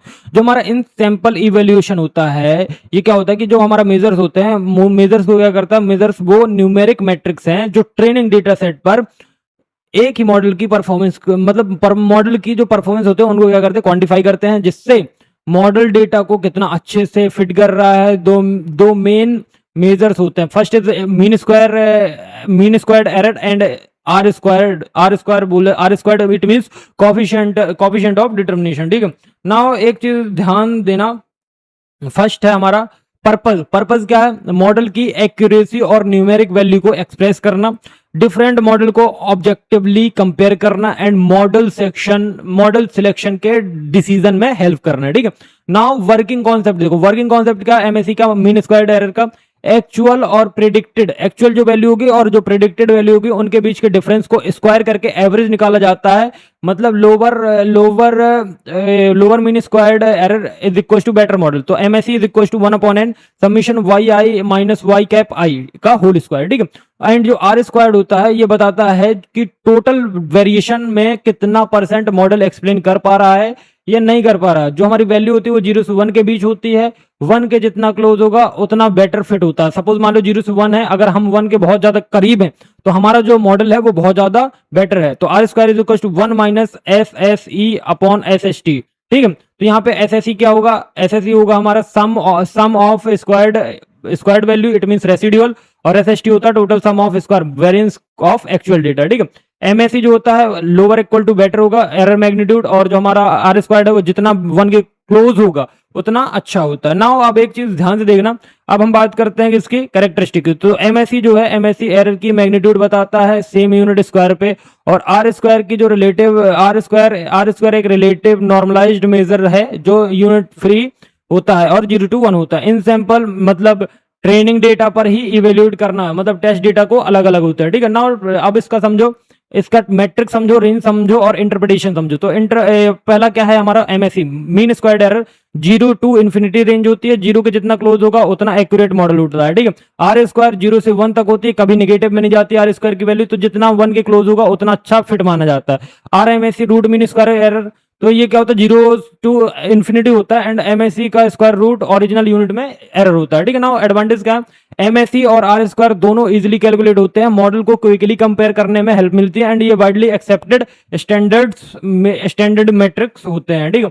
नाउ अब बात करते हैं कि एक चीज ध्यान से देखना, जो हमारा डिसएडवांटेज है वो क्या है, हाई आर स्क्वायर हमेशा अच्छा मॉडल गारंटी नहीं करता है, ओवर फिटिंग हो सकती है, एंड जो हमारा एमएससी है, एमएससी आउटलायर्स के प्रति बहुत सेंसिटिव होता है स्क्वायर्ड एरर की वजह से, ठीक है ना। एप्लीकेशन क्या, रिग्रेशन मॉडल सिलेक्शन में कंपैरिजन और model turning, hyper parameter selection और एकेडमिक और इंडस्ट्रियल मॉडल्स रिपोर्ट, ठीक है ना। ये आपका यहाँ पर 7 टॉपिक खत्म होता है, एंड अब आपका लास्ट टॉपिक है prediction and decision making. So prediction and decision making जो है ये एक मॉडल डेवलपमेंट का फाइनल स्टेज होता है। देखो जो हमारा मॉडल डेवलपमेंट है इसका फाइनल स्टेज क्या होता है, प्रिडिक्शन एंड डिसीजन मेकिंग, ठीक है। नाउ हम इसमें क्या करते हैं, देखो मॉडल डेवलपमेंट का ये फाइनल स्टेप होता है जिसमें ट्रेंड रिग्रेशन, जो हमारा ट्रेंड रिग्रेशन मॉडल होता है हम उसका यूज करके न्यू अनसीन डेटा के लिए वैल्यू को क्या करते हैं, प्रेडिक्ट करते हैं, और उन वैल्यू जो वैल्यू हमने प्रेडिक्ट की है उनको हम क्या करते हैं, उन प्रेडिक्शन के बेसिस पर हम बिजनेस एनालिटिक्स या डिसीजन के लिए यूज करते हैं। तो सबसे पहले मैं एक चीज बता दूं, जो हमारा prediction and decision making concept है, it's a last step of model development, and यहाँ पे हम क्या करते हैं, जो हमने रिग्रेशन को ट्रेन किया है उसका यूज करते हैं। तो उसमें क्या होता है कि न्यू और अनसीन डेटा के लिए हमें वैल्यू क्या करनी पड़ती है, प्रेडिक्ट करनी पड़ती है, और उन प्रेडिक्शंस के बेसिस पे हम बिजनेस एनालिटिक्स एंड डिसीजंस को ले सकते हैं, ठीक है। नाउ एक चीज ध्यान रखिएगा, अब एक चीज बताता हूं मैं आपको, क्या फर्स्ट हमारा क्या है, फर्स्ट एक चीज ध्यान रखिएगा इसके पर्पस। तो फर्स्ट पर्पस क्या है भैया, पर्पस देख लेते हैं, पर्पस क्या है। तो पर्पस है इसका मॉडल को रियल वर्ल्ड डेटा पर अप्लाई करना, फ्यूचर वैल्यू प्रिडिक्ट करने के लिए, और डेटा ड्राइवन डिसीजन लेना जैसे price setting and resource planning, model की प्रैक्टिकल और यूजफुलनेस वेरीफाई करना, ठीक है ना। ये सारी चीजों को करना, ठीक है ना। अब हम आगे बढ़ते हैं, वर्किंग देखते हैं, वर्किंग कॉन्सेप्ट देखते हैं। तो सबसे पहले जो मॉडल होता है, मॉडल को visualization, regression plot, residual plot and distribution plot और न्यूमेरिक मेथड्स जैसे एमएससी हो गया, आर स्क्वायर मतलब रेसिड्यू हो गया, इनसे हम क्या करते हैं, इवेल्युएट किया जाता है। और अगर मॉडल हमारा जो आर स्क्वायर रेसिड्यू नहीं होता है, आपका आर स्क्वायर्ड होता है, सॉरी मेरे को ध्यान से मतलब मेरे दिमाग से निकल गया, ठीक है। अगर मॉडल एक्सेप्टेबल है तो नए इनपुट्स वैल्यू को मॉडल किए जाएंगे, अदरवाइज क्या किया जाएगा, ये अदरवाइज आउटपुट जनरेट होता है, ये प्रेडिक्शन फिर बिजनेस कॉन्टेक्स्ट में इंटरप्रेट करके एक्शनेबल डिसीजन में कन्वर्ट हो जाती है। तो देखो train model, new input data and prediction y cap, prediction हो गया वाई कैप, एंड देन आपका डिसीजन। तो देखो 4 स्टेप होते हैं, फर्स्ट इज ट्रेन करो मॉडल को, देन इन नया इनपुट लो एंड प्रेडिक्शन करो एंड डिसीजन करो, ठीक है। नाउ अब बात करते हैं हम किसकी, कैरेक्टरिस्टिक की। तो कैरेक्टरिस्टिक क्या है इसके, तो फर्स्ट है मॉडल इवैल्यूएशन के बाद ही रिलायबल प्रेडिक्शन पॉसिबल होती है, एंड प्रेडिक्शन को डोमेन नॉलेज के साथ कंबाइन करके डिसीजन लिया जाता है। कंटिन्यूअस मॉनिटरिंग जरूरी होती है क्योंकि नए मॉडल्स नए डेटा मॉडल की एक्यूरेसी चेंज कर सकता है, ठीक है। अब स्टेप देख लो, तो मॉडल वेरिफिकेशन में क्या होता है कि जो हमारा विजुअलाइजेशन प्लस मैट्रिक्स से चेक करना होता है, एंड जो हमारा प्रेडिक्शन जनरेशन है ये क्या करता है, न्यू डेटा पर मॉडल अप्लाई करता है, क्या करता है, न्यू डेटा पर मॉडल अप्लाई करता है, एंड डिसीजन मेकिंग प्रेडिक्शन को बिजनेस एक्शंस में क्या करता है, कन्वर्ट करता है। नाउ एडवांटेज देखो, एडवांटेज क्या है, डेटा ड्राइवन और ऑब्जेक्टिव डिसीजन और फीचर ट्रेंड्स एंटिसिपेट करने में मदद करता है, एंड बिजनेस इफिशियंसी और प्लानिंग में इंप्रूव करता है, ठीक है। नाउ डिसएडवांटेज क्या है, गलत मॉडल से गलत डिसीजन हो सकता है, और ओवरफिटेड मॉडल्स रियल डेटा पर फेल हो सकते हैं, एंड एक्सटर्नल अनसीन फैक्टर्स में मॉडल जो होता है वो कैप्चर नहीं होते हैं, ठीक है। नाउ अब एक चीज ध्यान से देखना, जो हमारा एप्लीकेशन है वो एप्लीकेशन क्या कह रहा है, एप्लीकेशन हमारा कह रहा है प्राइस प्रिडिक्शन और डायनेमिक प्राइसिंग स्ट्रेटजी, डिमांड जो होती है, डिमांड फॉरकास्टिंग और इन्वेंटरी प्लानिंग और रिस्क असेसमेंट, लाइक लोन हो गया, अप्रूवल हो गया, एंड इंश्योरेंस हो गया, ठीक है। Now marketing budget allocation decision. तो ये आपका जो मतलब ये आपका जो टॉपिक थे यूनिट नंबर 3 जो कि आप सॉरी यूनिट नंबर 4 जो कि आपका मॉडल डेवलपमेंट में था, तो ये यूनिट कंप्लीट हो चुकी है, एंड इसके बाद हमारा लास्ट यूनिट बचा है जो कि आपका मॉडल इवैल्यूएशन पे होने वाला है, तो ये गाइड कर दिए जाएंगे, ठीक है। तो नाउ अब स्टार्ट करते हैं हमारा लास्ट यूनिट जो कि आपका क्या है, यूनिट नंबर 5 एंड एक चीज़ बता दें, कंप्लीट वन शॉट डालूंगा यूनिट 1 to 5 का रिवीजन, जो कि आपका 14 को एग्जाम है, तो 13 तारीख को आपको मिल जाएगा सुबह 9 AM, ठीक है। तो यहाँ पे हमें मॉडल इवेल्यूएशन के बारे में पढ़ना, तो यहाँ पे हमें 7 टॉपिक पढ़ने। First is generalization error, out of sample evaluation metric, cross validation, overfitting, underfitting and model section, ridge regression and grid search. तो चलो सबसे पहला टॉपिक हमारा जो है जनरलाइजेशन हम पढ़ने जा रहे हैं। एंड जनरलाइजेशन में क्या पढ़ना हमको, तो जनरलाइजेशन होता क्या, तो सबसे फर्स्ट ऑफ ऑल जनरलाइजेशन के बारे में जानते हैं, ठीक है। तो जनरलाइजेशन जो है एक एरर है, जनरलाइजेशन एक वो एरर है जो मॉडल्स नए होते हैं या अनसीन डेटा होते हैं उन पर प्रिडिक्शन करते वक्त करता है, ठीक है। ये बताता है कि जो मॉडल है, मॉडल कितना अच्छा है और रियल वर्ल्ड या फ्यूचर डेटा पर परफॉर्म करेगा। तो देखो जनरलाइजेशन एक एरर है, और वो एरर है जो नए मॉडल या अनसीन डेटा क्या होता है, जो ट्रेनिंग के टाइम मॉडल के कभी कभी नहीं देखा जाता है, ठीक है। एंड हर प्रिडिक्शन पे क्या होता है कि ये क्या करता है, ये प्रिडिक्शन करते वक्त क्या करता है, ये बताता है कि जो हमारा मॉडल है वो कितना अच्छा है और रियल वर्ल्ड फ्यूचर डेटा पर परफॉर्म करेगा, ठीक है। तो generalization error is equal to error on unseen upon test data, ठीक है। तो ये इसका फॉर्मूला होता है, क्या होता है, generalization error is equal to error on unseen upon test data, ठीक है। तो यहाँ पे पर्पस क्या है कि मॉडल की रियल वर्ल्ड यूजेबिलिटी चेक करना सिर्फ ट्रेनिंग डेटा टाइम पर, ठीक है। ओवरफिटिंग और अंडरफिटिंग को आइडेंटिफाई करना, बेस्ट मॉडल सिलेक्शन करना और बेस क्राइटेरिया देना, ठीक है ना। इसका वर्किंग है डेटा सेट को ट्रेनिंग डेटा सेट और टेस्ट वैल्यू में क्या करना, स्प्लिट करना। जो हमारी ट्रेनिंग वैल्यू है और टेस्ट वैल्यू है उनको क्या करना, स्प्लिट करना। मॉडल ट्रेनिंग सेट पर ट्रेन होता है और फिर टेस्ट होता है, ठीक है। टेस्ट सेट पर क्या करते हैं, इवेल्युएट किया जाता है। ट्रेनिंग जो होती है वो एरर और टेस्ट एरर के बीच गैप करती है, जिससे जनरलाइजेशन एबिलिटी बताता है। अगर गैप बढ़ा तो मॉडल जो होगा वो ओवरफिट हो जाएगा। तो देखो यहाँ पे वाई एक्सेस पे एरर है एंड यहाँ पे आपका एक्स एक्सेस पे क्या है,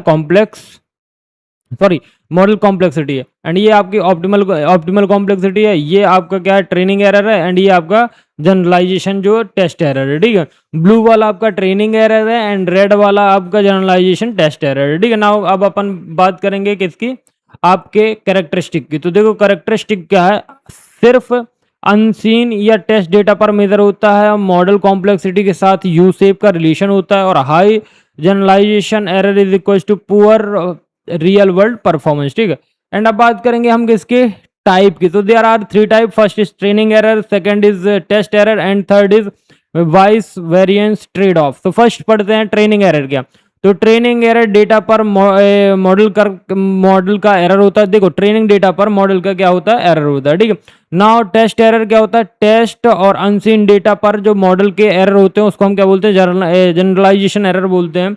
एंड जो हमारा वाइस वेरिएंस ट्रेड ऑफ है, इसमें क्या होता है, जनरलाइजेशन एरर का अंडरलाइंग कॉजेज, ठीक है। तो इसके हम अब देखेंगे एडवांटेज। तो एडवांटेज क्या है, तो देखो फर्स्ट एडवांटेज है हमारा रियल वर्ल्ड परफॉर्मेंस, एकदम रियलिस्टिक एस्टिमेट देता है एंड मॉडल सिलेक्शन को गाइड करता है, ओवरफिटिंग डिटेक्ट करने में हेल्प करता है। डिसएडवांटेज एस्टिमेट है और एग्जैक्ट फ्यूचर एरर नहीं है। एंड टेस्ट सेट की जो क्वालिटी होती है उस पर डिपेंड करता है। और स्मॉल डेटा सेट में क्या होता है, अनरियल एस्टिमेट होता है, ठीक है। सो नाउ अब देखो इसके एप्लीकेशंस देख लो। सो फर्स्ट एप्लीकेशन क्या है कि मॉडल इवोल्यूशन और बेंचमार्किंग में काम आता है। And production ready machine learning model select करता है एंड रिसर्च पेपर में मॉडल को कंपेयर करता है, ठीक है। नाउ अब देखो, अब आता है आपका सेकंड टॉपिक जो है आपका, वो क्या है, out of sample evaluation matrix. तो देखो out of sample evaluation matrix वो मैट्रिक्स होते हैं जो मॉडल की परफॉर्मेंस को टेस्ट करते हैं, वैलिडेट करते हैं, वैलिडेशन डेटा टेस्ट डेटा पर क्या करते हैं, मेजर करते हैं। इन सैंपल इवैल्यूएशन से अलग होते हैं, क्योंकि ये मॉडल की ट्रू जनरलाइजेशन एबिलिटी दिखाते हैं। तो ध्यान से समझना, जो टेस्ट डेटा होता है मतलब जो ट्रेनिंग में यूज नहीं हुआ होता है एंड हम क्या करते हैं उस पर मेजर करते हैं, ये जो होता है ये इन सैंपल ट्रेनिंग इवैल्यूएशन से अलग होता है, क्योंकि ये जो मॉडल होता है ये जनरलाइजेशन एबिलिटी दिखाता है। इसका पर्पस क्या होता है, मॉडल की रियल एक्यूरेसी और अनसीन डेटा पर जज करना एंड ओवरफिटिंग डिटेक्ट करना। जब इन सैंपल एक्यूरेसी हाई हो तब हाई हो पर आउट ऑफ सैंपल लो हो, ठीक है। एंड जो डिफरेंट मॉडल्स है, डिफरेंट मॉडल को क्या करते हैं, डिफरेंट मॉडल जो होता है डिफरेंट मॉडल को फेयर कंपैरिजन के लिए इवेल्युएट करना है, ठीक है। नाउ अब देखो वर्किंग क्या है, तो वर्किंग इसकी देख ले, वर्किंग इसकी क्या है। सो देखो, डेटा को ट्रेन और टेस्ट सेट में स्प्लिट किया जाता है, जैसे 70-30 या 80-20 में। मॉडल जो होता है सिर्फ ट्रेनिंग सेट पर फिट होता है, फिर टेस्ट सेट पर प्रिडिक्शन कर बना के मैट्राइसिस कैलकुलेट किए जाते हैं, जैसे एमएससी हो गया, आरएमएससी हो गया एंड आपका आर स्क्वायर हो गया या एमएई हो गया। ये वैल्यू बताते हैं कि मॉडल नए डेटा पर कितना रिलायबल हो, ठीक है। मॉडल ट्रेनिंग, मान लो ट्रेनिंग सेट हमारा 70 to 80% है एंड जो हमारा टेस्ट सेट है वो कितना है, मान लो वो 20 से 30% है, ठीक है। ये आउट ऑफ सैंपल है हो गया और ये मॉडल ट्रेनिंग हुआ है, ठीक है। नाउ इसके कैरेक्टरिस्टिक क्या है, तो कैरेक्टरिस्टिक है कि मॉडल जो होता है, मॉडल ने टेस्ट डेटा कभी नहीं देखा होता है, ये अनवाइज्ड इवैल्यूएशन होता है एंड रियल वर्ल्ड डेवलपमेंट से पहले फाइनल चेक होता है एंड इन सैंपल मैट्राइसिस से जनरली वर्स या हाई एरर प्रोवाइड करता है, ठीक है। नाउ टाइप मैट्रिक्स देखो तो एमएससी मीन स्क्वायर्ड एरर और आरएमएससी एमए और आर स्क्वायर, ठीक है। तो एमएससी आरएमएससी में क्या होता है कि एवरेज स्क्वायर्ड एरर जो होती है, एवरेज स्क्वायर्ड या आपका root error on test data, ठीक है। नाउ अब बात करते हैं एम ए ई, तो ये क्या करता है, मीन एब्सोल्यूट एरर और एवरेज एब्सोल्यूट डिफरेंस, ठीक है। And R square test data पर क्या करता है, एक्सप्लेन्ड वेरिएंस, ठीक है। नाउ अब बात करते हैं हम किसकी, अब हम बात करते हैं एडवांटेज की। तो एडवांटेज क्या, मॉडल की ट्रू प्रिडिक्टिव पावर दिखाता है, ओवरफिटिंग को कैच करता है एंड डिप्लॉयमेंट डिसीजन में क्या करता है, डिप्लॉयमेंट डिसीजन में हम क्या कर सकते हैं, डिप्लॉयमेंट डिसीजन में कॉन्फिडेंस देता है, ठीक है। नाउ अब बात करते हैं कि अब एक चीज़ ध्यान से समझिएगा, अब एक हम बात करते हैं डिसएडवांटेज की। सो डिसएडवांटेज क्या है, डिसएडवांटेज क्या है, तो फर्स्ट डिसएडवांटेज सिंगल स्प्लिट से रिजल्ट वेरिएबल हो सकता है एंड कम डेटा होने पर टेस्ट सेट छोटा या रिलायबल हो सकता है एंड रैंडम स्प्लिट से वॉइस आ सकता है, क्या आ सकता है, वॉइस आ सकता है, ठीक है। नाउ एप्लीकेशंस क्या है, तो final model validation before deployment, A और बी टेस्टिंग और model benchmark and competitions, Kaggle में लीडर बोर्ड इवोल्यूशन होता है, ठीक है। नाउ ये सारी चीज़ें होती हैं। नाउ अब एक चीज़ ध्यान से समझिएगा कि जो हमारा क्या है, जो हमारा नेक्स्ट टॉपिक है वो किस पे होने वाला है, क्रॉस वैलिडेशन पे। सो क्रॉस वैलिडेशन क्या है, तो क्रॉस वैलिडेशन देखो, तो क्रॉस वैलिडेशन एक रीसैम्पलिंग टेक्निक है। क्या है, रीसैम्पलिंग टेक्निक है एंड जिसमें डेटा को मल्टीपल पार्ट्स में क्या किया जाता है, फोल्ड किया जाता है या मल्टीपल पार्ट्स में डिवाइड करके मॉडल को मल्टीपल टाइम्स ट्रेन करते हैं और टेस्ट किया जाता है, ताकि जो हमारा मॉडल इवोल्यूशन है वो ज़्यादा रिलायबल हो और रोबस्ट हो, ठीक है। तो एक चीज़ ध्यान रखना कि जो हमारा मॉडल है वो जो हमारा मॉडल क्या है, मॉडल ध्यान देना कि जो हमारा ग्रॉस वैलिडेशन है वो एक रीसैम्पलिंग टेक्निक होता है, जिसमें हम डेटा सेट को मल्टीपल पार्ट्स में डिवाइड कर देते हैं एंड इसको मल्टीपल टाइम क्या करते हैं, ट्रेन करते हैं, टेस्ट करते हैं, ठीक है। एंड मॉडल इवोल्यूशन ज़्यादा रिलायबल और रोबस्ट होता है। पर्पस क्या है, तो देखो सिंगल ट्रेन करते हैं, टेस्ट करते हैं एंड स्प्लिट की रेंडमनेस को बायस को कम करना है, ठीक है। एंड नाउ देखो जो हमारा लिमिटेड डेटा का एफिशिएंट यूज़ करना, मतलब हर डेटा पॉइंट्स ट्रेन और टेस्ट दोनों में यूज़ होता है, ठीक है। नाउ अब हमारा आता है थर्ड, तो देखो मॉडल का जो परफॉर्मेंस होता है, मॉडल परफॉर्मेंस का मोर स्टेबल एक्यूरेट एस्टिमेट करते हैं, ठीक है। नाउ अब ध्यान से समझिएगा, जो नेक्स्ट वर्किंग है इसकी, तो सबसे कॉमन टेक्निक है के फोल्ड क्रॉस वैलिडेशन, मतलब डेटा को के इक्वल पार्ट्स में डिवाइड किया जाता है, हर इटरेशन में एक फोल्ड टेस्ट से बनता है और बाकी k-1 फोल्ड टेस्टिंग यूज की जाती है। ये प्रोसेस के बार रिपीट होता है और फाइनल परफॉर्मेंस इन सभी के रिजल्ट का एवरेज होता है। तो ये देखो 5 फोल्ड क्रॉस वैलिडेशन है। एंड ये मान लो इटर 1 2 3 4 एंड 5। यहाँ पर जो हमारा इस कलर का है वो ट्रेन फोल्ड है, और जो हमारा रेड कलर पे है वो हमारा टेस्ट फोल्ड है, ठीक है। नाउ कैरेक्टरिस्टिक क्या है, तो फर्स्ट कैरेक्टरिस्टिक देखते हैं। तो मल्टीपल इटरेशंस में मॉडल को टेस्ट और ट्रेन करते हैं। फाइनल स्कोर सभी के फोल्ड का एवरेज होता है। डेटा का जो हर पॉइंट ट्रेन और टेस्ट दोनों रोल्स में यूज होता है, ठीक है। नाउ इसके टाइप देखो, तो के फोल्ड सीवी मतलब डेटा को के फोल्ड में स्प्लिट करके हर फोल्ड को एक बार टेस्ट किया जाता है। एंड लीव वन आउट मतलब leave one out CV, it means her data point एक बार अकेला टेस्ट से बनता है, के इक्वल्स टू एन, ठीक है। नाउ स्ट्रेटिफाइड के फोल्ड, तो इसका मतलब क्या है, क्लास प्रोपोर्शन मेंटेन करते हुए फोल्ड बनाना, मतलब क्लासिफिकेशन में, ठीक है। नाउ एडवांटेज क्या है, मोर रिलायबल और स्टेबल परफॉर्मेंस एस्टिमेट करना, डेटा का एफिशिएंट यूटिलाइजेशन, ओवरफिटिंग डिटेक्ट करने में स्ट्रॉन्ग टूल होता है, ठीक है। नाउ डिसएडवांटेज, कंप्यूटेशनली एक्सपेंसिव होता है एंड लार्ज डेटा सेट पर टाइम कंज्यूमिंग होता है। एंड लो कोब में क्या होता है कि बहुत स्लो हो सकता है बहुत बड़े डेटा सेट्स पर, ठीक है।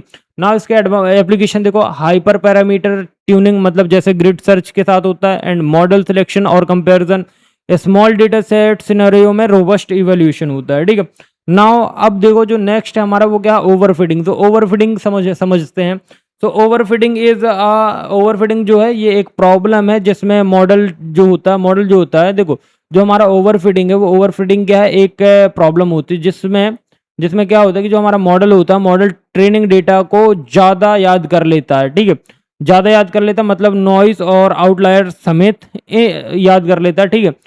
याद कर लेता है कि वो नए अनसीन डेटा पर अच्छे से परफॉर्म नहीं कर पाता है। मॉडल ट्रेनिंग डेटा पर हाई एक्यूरेसी देता है पर टेस्ट डेटा पर लो एक्यूरेसी देता है। देखो एक चीज ध्यान देना, मान लो कि आप हो, ठीक है, मैंने आपको समझाया ए बी सी डी, ठीक है, मैंने आपको ए बी सी डी समझाया, ठीक है, आप समझ गए, तो ये क्या हो गया, ओवरफिटिंग हो गया। अब मैंने आपकी मैंने टेस्टिंग की, बताओ भैया एबीसीडी सुना, तो आपने ए बता दिया, बी बता दिया, सी बता दिया, डी बता दिया, तो मैंने आपकी ट्रेनिंग कंप्लीट करा दी।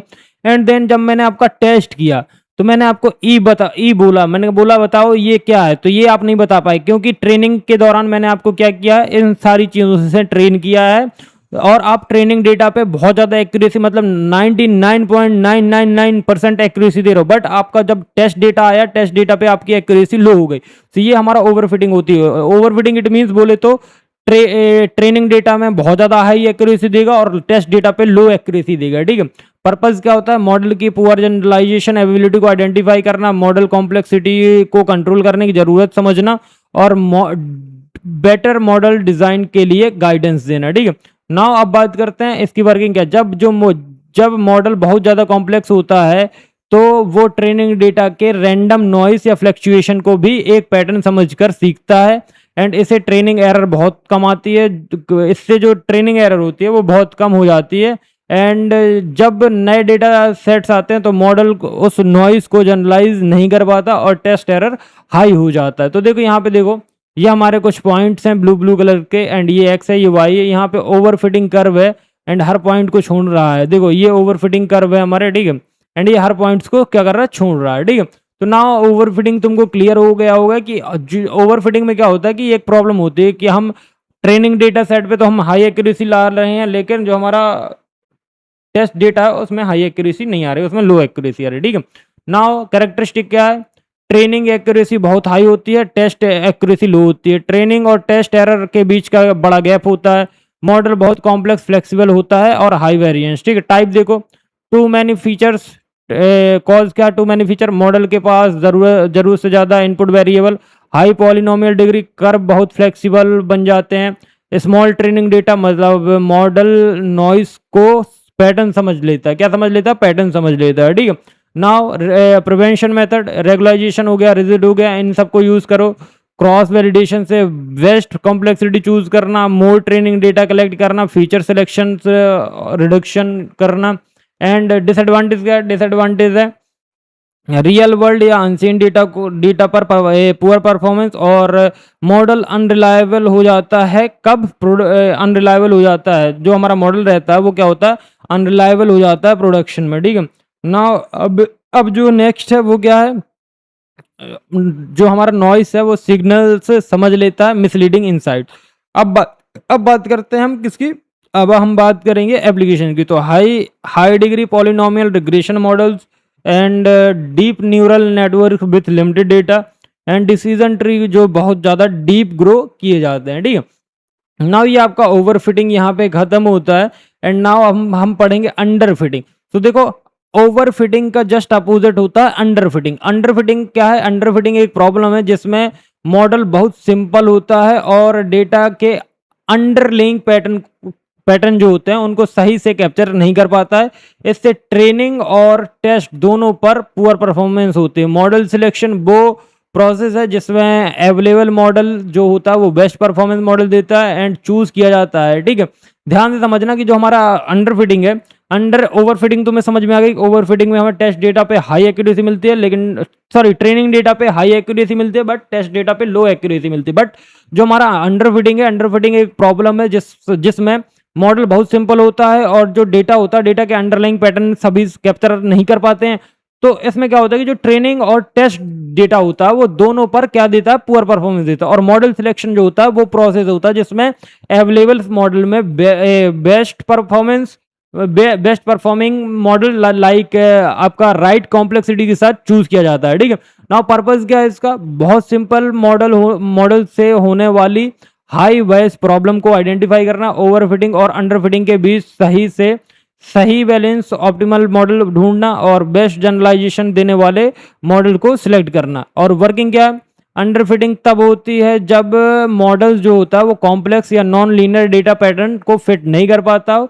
दोनों ट्रेनिंग और टेस्ट डेटा जो होते हैं दोनों ट्रेनिंग और टेस्ट डेटा हाई रहते हैं। मॉडल जो होता है, मॉडल सिलेक्शन में different models like linear polynomial and degree 2 3 के इनको ट्रेन करके उनकी validation cross validation performance compare की जाती है और वो मॉडल सिलेक्ट किया जाता है जो टेस्ट एरर मिनिमम ना हो, ना तो ओवरफिट हो ना तो अंडरफिट हो। ये balance point vice variance trade of कहलाता है। तो यहाँ पे देखो ये हमारा जो हमारा एक्स एक्सिस पे है, एक्स एक्सिस पे हमारा क्या है, मॉडल की कॉम्प्लेक्सिटी है एंड एरर यहाँ पे वाई पे एरर है, ठीक है।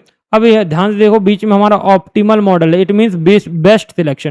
तो रेड वाला ओवरफिटिंग हाई वेरिएंस पे है एंड यहाँ पे टेस्ट एरर यू शेप में बन रहा है, ठीक है। एंड एक चीज ध्यान रखना, जो हमारा अंडरफिटिंग है वो हाई बायस पे है यहाँ पे एंड ये हमारा कहाँ पे, हाई वेरिएंस पे ओवरफिटिंग एंड ये ट्रेनिंग एरर है, ठीक है। नाउ अब बात करते हैं हम किसकी, अब बात करेंगे हम कैरेक्टरिस्टिक। तो सबसे पहले हम कैरेक्टरिस्टिक देख लेते हैं कि कैरेक्टरिस्टिक क्या है इस चीज के, ठीक है। तो कैरेक्टरिस्टिक क्या है, अंडर फिटिंग में क्या होता है कि हाई ट्रेनिंग एरर होती है, high training error plus high test error it means high bias होता है और लो वेरिएंस होता है। मॉडल सिलेक्शन में मल्टीपल कैंडिडेट मॉडल को सिस्टमेटिकली कंपेयर करना होता है, ठीक है। दोनों कॉन्सेप्ट लाइक वाइस और वेरिएंस ट्रेड ऑफ से डायरेक्टली रिलेटेड होते हैं, ठीक है। नाउ अब नेक्स्ट जो है हमारा, अब नेक्स्ट हम पढ़ेंगे, नेक्स्ट हमारा क्या है, नेक्स्ट है हमारा टाइप या सिचुएशन। तो फर्स्ट हम देखते हैं अंडर फिटिंग ट्रेनिंग एरर में क्या होती है, हाई होती है, टेस्ट एरर में भी हाई होती है। गुड फिट ऑप्टिमल ये लो होती है, यहाँ पे भी लो होती है। ओवर फिटिंग ये वेरी लो होती है और यहाँ पे हाई होती है। अब हम बात करेंगे किसकी, अब हम बात करने वाले हैं सेक्शन फॉर अंडर फिटिंग। तो section for underfitting, so first is model selection, model complexity बढ़ना मतलब high degree more features and better features engineer करना और रेगुलाइजेशन स्ट्रेंथ कम करना, ठीक है। Now disadvantage of poor selection, तो first is underfit model important patterns miss कर देता है, गलत मॉडल चॉइस से रिसोर्सेज वेस्ट हो सकते हैं एंड बिजनेस डिसीजन से अनरिलायबल हो जाता है, ठीक है। नाउ अब आता है हमारा एप्लीकेशन। तो एप्लीकेशन में क्या है, सिंपल लीनियर मॉडल जब डेटा नॉन लीनियर होता है यानी अंडरफिटिंग एग्जांपल है। Cross validation model selection pipelines और हाइपर पैरामीटर और एल्गोरिथम में चॉइस इन एमएल प्रोजेक्ट। तो ये हमारा क्या हो गया, ये हमारा हो गया अंडरफिटिंग ओवरफिटिंग कंप्लीट हुए। एंड अब हम बात करेंगे हमारे किस पे, prediction using rigid regression.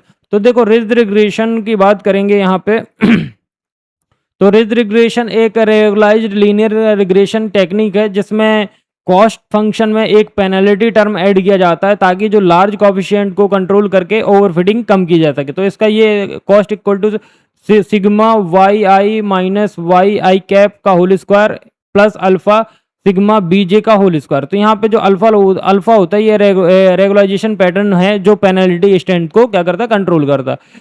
Purpose देखो ओवरफिटिंग को कम करना, ये जो हमारा जो टॉपिक है प्रिडिक्शन यूजिंग रिजिड रिग्रेशन, ये ओवरफिटिंग को कम करता है, स्पेशली जब फीचर्स ज़्यादा होते हैं एंड मल्टी कॉर्नलिटी ज़्यादा होती है। ठीक है, मॉडल जो होते हैं वो कॉन्फ्लिक्ट को श्रिंक करके स्टेबल प्रिडिक्शन देते हैं एंड हाई डायमेंशनल डेटा में बेटर जनरलाइजेशन देता है। ठीक है, नाउ वर्किंग देखो, नॉर्मल लीनियर रिग्रेशन सिर्फ एक एरर मिनिमाइज करता है जिससे कॉफिशिएंट बढ़ते हैं बड़े हो सकते हैं, यानी कि ओवरफिटिंग हो सकता है। रिजिड रिग्रेशन एरर एक साथ कॉफिशिएंट स्क्वायर्स का सम भी मिनिमाइज करता है। इससे क्या होता है कि कॉफिशिएंट जो होते हैं वो श्रिंक हो जाते हैं पर कभी भी एग्जैक्टली जीरो नहीं होते हैं। अल्फा जितना बड़ा पेनल्टी उतनी स्ट्रांग होती है। और मॉडल जो होता है वो हमारा सिंपल क्या होता है कि alpha is equal to zero होता है, मतलब सिंपल बस तुम ये समझो कि सिंपल लीनियर रिग्रेशन जैसा है कि भैया हमारे इंडिपेंडेंट वेरिएबल पे डिपेंड करेगा, किसके डिपेंडेंट वेरिएबल की वैल्यू। बस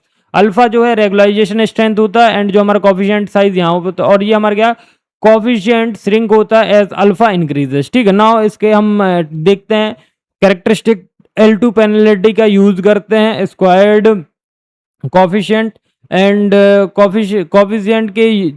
कॉफिशिएंट को जीरो के क्लोज ले जाते हैं और पर कभी एग्जैक्ट जीरो नहीं करते हैं, फीचर एलिमिनेशन होता है क्योंकि। ठीक है, नाउ एक चीज ध्यान से समझिएगा कि जो हमारा अल्फा होता है, अल्फा एक हाइपर पैरामीटर है जो ट्यून करना पड़ता है। ठीक है, मल्टी कॉलोनिटी हैंडल करने में इफेक्ट होता है। ठीक है, इफेक्टिव होता है। नाउ टाइप देख लो कंपोनेंट। तो अल्फा रेगुलाइजेशन स्ट्रेंथ को कंट्रोल करता है, L2 पेनल्टी कॉफिशिएंट के स्क्वायर का सम होता है, कॉस्ट में ऐड होता है, result versus lasso. So result 12 shrink L2 shrink करता है एंड लासो जो है हमारा L1 कुछ कॉफिशिएंट को जीरो कर देता है। ठीक है, नाउ एडवांटेज क्या है, ओवरफिटिंग इफेक्टली रिड्यूस कर देता है, मल्टी कॉलोनिटी की प्रॉब्लम हैंडल करता है एंड सभी फीचर्स को क्या करता है, सभी फीचर्स को रखता है स्टेबल सॉल्यूशन में। डिसएडवांटेज फीचर सिलेक्शन नहीं होता है, कॉफिशिएंट जीरो नहीं होते हैं, करेक्ट अल्फा चूज करना जीरो है, करेक्ट करना जरूरी है एंड ट्यूनिंग नीड है। बहुत हाई अल्फा से अंडरफिटिंग हो सकती है। Application high dimensional data sets, बहुत सारे फीचर्स होते हैं, मल्टी कॉलोनिटी वाले डेटा सेट जैसे इकोनॉमिक फाइनेंस एंड डेटा और आपका जियोनॉमिक्स मेडिकल डेटा प्रेडिक्शन मॉडल्स करना। ठीक है, ना अब लास्ट टॉपिक है हमारा इसका testing multiple parameters using grid search. तो ग्रिड सर्च एक हाइपर पैरामीटर ट्यूनिंग टेक्निक है जिसमें pre defined hyper parameters value के सभी पॉसिबल कॉम्बिनेशन को क्या किया जाता है, सिस्टमेटिकली क्या किया जाता है, ट्राई करके बेस्ट कॉम्बिनेशन ढूंढा जाता है जब हमारा मॉडल की परफॉर्मेंस को क्या करें, मैक्सिमाइज कर सकें या यूजुअली क्रॉस वैलिडेशन के साथ यूज कर सकें। ठीक है, ना एक चीज ध्यान रखना, जो हमारा ग्रिड सर्च है ये एक हाइपर पैरामीटर टेक्निक होता है जो कि प्री डिफाइंड हाइपर पैरामीटर की वैल्यूज के सभी पॉसिबल कॉम्बिनेशन को क्या करता है, सिस्टमेटिकली ट्राई करके बेस्ट कॉम्बिनेशन ढूंढता है जो मॉडल की परफॉर्मेंस को क्या करता है, मैक्सिमाइज करता है। ठीक है, पर्पज क्या है, बेस्ट हाइपर पैरामीटर जो होता है, बेस्ट हाइपर पैरामीटर जैसे रिज का alpha polynomial degree automatically find करना। ठीक है, now manual trial and error, जो मैनुअल ट्रायल होते हैं, मैनुअल ट्रायल एंड एरर की जगह सिस्टमेटिक सर्च करना, मॉडल परफॉर्मेंस को ऑप्टिमाइज करना विदाउट ओवरफिटिंग। ठीक है,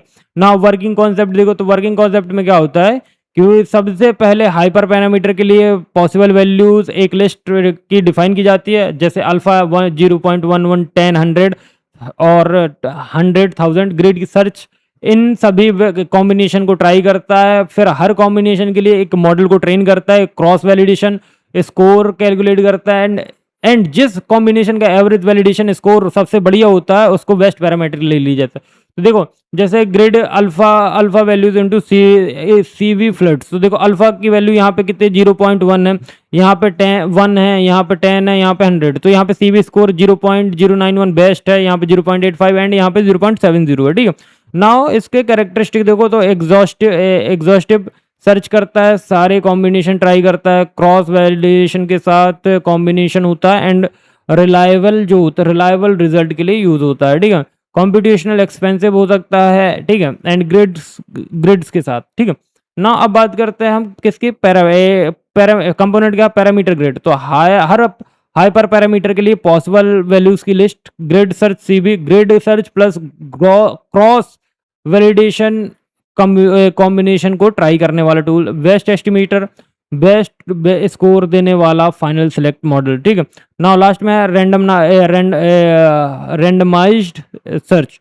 तो ग्रिड सर्च के अल्टरनेट रैंडम कॉम्बिनेशन ट्राई करता है, ये फास्टर होता है। Now advantage, best hyper parameter systematically find होता है, मैनुअली टेस्टिंग की जरूरत नहीं रहती है, क्रॉस वैलिडेशन के साथ रोबस्ट एंड रिलायबल होता है। डिसएडवांटेज, बहुत ज़्यादा कॉम्पिटिशनली एक्सपेंसिव होता है, टाइम कंज्यूमिंग स्पेशली बड़े डेटा सेट पर होता है, एंड सिर्फ प्री डिफाइंड ग्रिड के वैल्यू के साथ जो होता है वो ऑप्टिमल वैल्यू बीच में मिस हो सकती है। नाउ लास्ट इसका एप्लीकेशन रिजल्ट रिग्रेशन में अल्फा ट्यून करता है, पॉलिनोमियल रिग्रेशन के वेस्ट डिग्री फाइंड करता है, and SVM decision tree and random forest जैसे मॉडल को हाइपर पैरामीटर ट्यून करता है, ठीक है। तो ये तुम्हारा यूनिट नंबर 5 का भी वन शॉट्स यहाँ पे खत्म होता है।